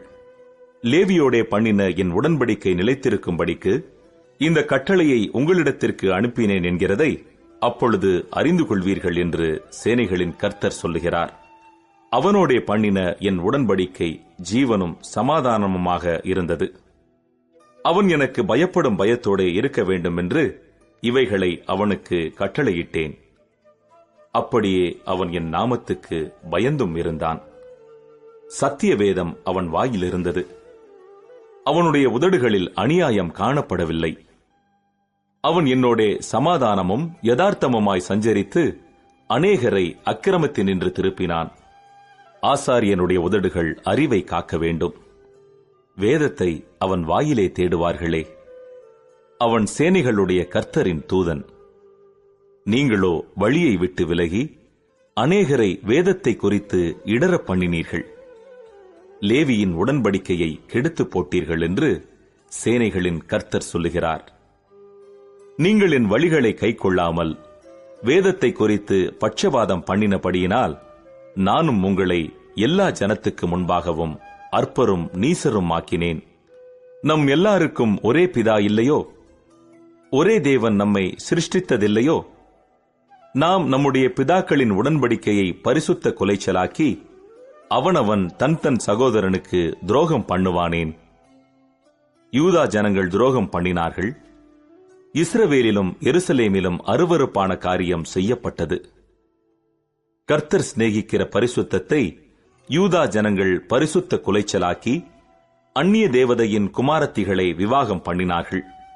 இப்படி செய்கிறவன் எவனோ அவன் காவல் காக்கிறவனாயினும் உத்தரவு கொடுக்கிறவனாயினும் சேனைகளின் கர்த்தருக்கு காணிக்கை செலுத்துகிறவனாயினும் அவனை யாக்கோபின் கூடாரங்களில் இராதபடிக்கு கர்த்தர் சங்கரிப்பார். நீங்கள் 2ஆம் தரமும் இதை செய்து கர்த்தருடைய பீடத்தை கண்ணீரினாலும் அழுகையினாலும் பெருமூச்சினாலும் நிரப்புகிறீர்கள். ஆகையால் அவர் இனி காணிக்கையை மதியார். அதை உங்கள் கைகளில் பிரியமாய் ஏற்றுக்கொள்ளவும் மாட்டார். ஏன் என்று கேட்கிறீர்கள். கர்த்தர் உனக்கும் உன் இளவயதின் மனைவிக்கும் சாட்சியாயிருக்கிறார். உன் தோழியும் உன் உடன்படிக்கையின் மனைவியுமாகிய அவளுக்கு நீ துரோகம் பண்ணினாயே. அவர் ஒருவனையல்லவா படைத்தார்? ஆவி அவரிடத்தில் பரிபூரணமாயிருந்ததே. பின்னை ஏன் ஒருவனை படைத்தார்? தேவ பக்தியுள்ள சந்ததியை பெரும்படித்தானே. ஆகையால் ஒருவனும் தன் இளவயதின் மனைவிக்கு துரோகம் பண்ணாதபடிக்கு உங்கள் ஆவியை குறித்து எச்சரிக்கையாயிருங்கள். தள்ளிவிடுதலை நான் வெறுக்கிறேன் என்று இஸ்ரவேலின் தேவனாகிய கர்த்தர் சொல்லுகிறார். அப்படிப்பட்டவன் கொடுமையினால் தன் வஸ்திரத்தை மூடுகிறான் என்று சேனைகளின் கர்த்தர் சொல்லுகிறார். ஆகையால் நீங்கள் துரோகம் பண்ணாமல் உங்கள் ஆவியை குறித்து எச்சரிக்கையாயிருங்கள். உங்கள் வார்த்தைகளினாலே கர்த்தரை வருத்தப்படுத்துகிறீர்கள். ஆனாலும் எதினாலே அவரை வருத்தப்படுத்துகிறோம் என்கிறீர்கள். பொல்லாப்பை செய்கிறவனவனும் கர்த்தரின் பார்வைக்கு நல்லவன் என்றும், அப்படிப்பட்டவர்கள் பேரில் அவர் பிரியமாயிருக்கிறார் என்றும் நியாயம் தீர்க்கிற தேவன் எங்கே என்றும் நீங்கள் சொல்லுகிறதுனாலேயே. மல்கியா 3ஆம் அதிகாரம். இதோ, நான் என் தூதனை அனுப்புகிறேன். அவன் எனக்கு முன்பாக போய் வழியை ஆயத்தம் பண்ணுவான். அப்பொழுது நீங்கள் தேடுகிற ஆண்டவரும் நீங்கள் விரும்புகிற உடன்படிக்கையின் தூதனுமானவர் தம்முடைய ஆலயத்துக்கு தீவிரமாய் வருவார். இதோ வருகிறார் என்று சேனைகளின் கர்த்தர் சொல்லுகிறார். ஆனாலும் அவர் வரும் நாளை சகிப்பவன் யார்? அவர் வெளிப்படுகையில் நிலை நிற்பவன் யார்? அவர் புடமிடுகிறவனுடைய அக்கினியைப் போலவும் வண்ணாருடைய சவுக்காரத்தைப் போலவும் இருப்பார். அவர் உட்கார்ந்து வெள்ளியை புடமிட்டு சுத்திகரித்துக் கொண்டிருப்பார். அவர் லேவியின் புத்திரரை சுத்திகரித்து அவர்கள் கர்த்தருடையவர்களாயிருக்கும்படிக்கும் நீதியாய் காணிக்கையை செலுத்தும்படிக்கும் அவர்களை பொன்னைப் போலவும் வெள்ளியைப் போலவும் புடமிடுவார். அப்பொழுது பூர்வ நாட்களிலும் முந்தின வருஷங்களிலும் இருந்தது போல யூதாவின் காணிக்கையும் எருசலேமின் காணிக்கையும் கர்த்தருக்கு பிரியமாயிருக்கும். நான் நியாய தீர்ப்பு செய்யும்படி உங்களிடத்தில் வந்து சூனியக்காரருக்கும் விபச்சாரருக்கும் பொய்யான இடுகிறவர்களுக்கும் எனக்கு பயப்படாமல் விதவைகளும் திக்கற்ற பிள்ளைகளும் ஆகிய கூலிக்காரரின் கூலியை அபகரித்துக் கொள்ளுகிறவர்களுக்கும் பரதேசிக்கு அநியாயம் செய்கிறவர்களுக்கும் விரோதமாய் தீவிரமான சாட்சியாயிருப்பேன் என்று சேனைகளின் கர்த்தர் சொல்லுகிறார். நான் கர்த்தர், நான் மாறாதவர். ஆகையால் யாக்கோபின் புத்திரராகிய நீங்கள் நிர்மூலமாகவில்லை. நீங்கள் உங்கள் பிதாக்களின் நாட்கள் தொடங்கி என் கட்டளைகளை கைக்கொள்ளாமல் அவைகளை விட்டு விலகிப் போனீர்கள். என்னிடத்திற்கு திரும்புங்கள், அப்பொழுது உங்களிடத்திற்கு திரும்புவேன் என்று சேனைகளின் கர்த்தர் சொல்லுகிறார். நாங்கள் எந்த விஷயத்தில் திரும்ப வேண்டும் என்கிறீர்கள்? மனுஷன் தேவனை வஞ்சிக்கலாமா? நீங்களோ என்னை வஞ்சிக்கிறீர்கள். எதிலே உம்மை வஞ்சித்தோம் என்கிறீர்கள்? தசம பாகத்திலும் காணிக்கைகளிலும் தானே. நீங்கள் சபிக்கப்பட்டவர்கள். ஜனத்தாராகிய நீங்கள் எல்லாரும் என்னை வஞ்சித்தீர்கள். என் ஆலயத்தில் ஆகாரம் உண்டாயிருக்கும்படி தசம பாகங்களை எல்லாம் பண்டசாலையிலே கொண்டு வாருங்கள். அப்பொழுது நான் வானத்தின் பலகணிகளை திறந்து இடங்கொள்ளாமற் போக மட்டும் உங்கள் மேல் ஆசீர்வாதத்தை வருஷிக்க மாட்டேனோவென்று அதனால் என்னை சோதித்துப் பாருங்கள் என்று சேனைகளின் கர்த்தர் சொல்லுகிறார். பூமியின் கனியை பட்சித்துப் போடுகிறவைகளை உங்கள் நிமித்தம் கண்டிப்பேன். அவைகள் உங்கள் நிலத்தின் பலனை அழிப்பதில்லை. வெளியில் உள்ள திராட்சைக் கொடி பழமில்லாமற் போவதுமில்லை என்று சேனைகளின் கர்த்தர் சொல்லுகிறார். அப்பொழுது எல்லா ஜாதிகளும் உங்களை பாக்கியவான்கள் என்பார்கள். தேசம் விரும்பப்படத்தக்கதாயிருக்கும் என்று சேனைகளின் கர்த்தர் சொல்லுகிறார். நீங்கள் எனக்கு விரோதமாய் பேசின பேச்சுகள் கடினமாயிருக்கிறது என்று கர்த்தர் சொல்லுகிறார். ஆனாலும் உமக்கு விரோதமாக என்னத்தை பேசினோம் என்கிறீர்கள்? தேவனை சேவிப்பது விருதா. அவருடைய கட்டளைகளை கைக்கொள்ளுகிறதினாலும் சேனைகளின் கர்த்தருக்கு முன்பாக துக்கித்து நடக்கிறதினாலும் என்ன பிரயோஜனம்? இப்போதும் அகங்காரிகளை பாக்கியவான்கள் என்கிறோம். தீமை செய்கிறவர்கள் திடப்படுகிறார்கள். அவர்கள் தேவனை பரீட்சை பார்த்தாலும் விடுவிக்கப்படுகிறார்களே என்று சொல்லுகிறீர்கள். அப்பொழுது கர்த்தருக்கு பயந்தவர்கள் ஒருவரோடொருவர் பேசிக் கொள்வார்கள். கர்த்தர் கவனித்து கேட்பார். கர்த்தருக்கு பயந்தவர்களுக்காகவும் அவருடைய நாமத்தை தியானிக்கிறவர்களுக்காகவும் ஞாபக புஸ்தகம் ஒன்று அவருக்கு முன்பாக எழுதப்பட்டிருக்கிறது. என் சம்பத்தை நான் சேர்க்கும் நாளிலே அவர்கள் என்னுடையவர்களாயிருப்பார்கள் என்று சேனைகளின் கர்த்தர் சொல்லுகிறார். ஒரு மனுஷன் தனக்கு ஊழியம் செய்கிற தன்னுடைய குமாரனை கடாட்சிக்கிறது போல நான் அவர்களை கடாட்சிப்பேன்.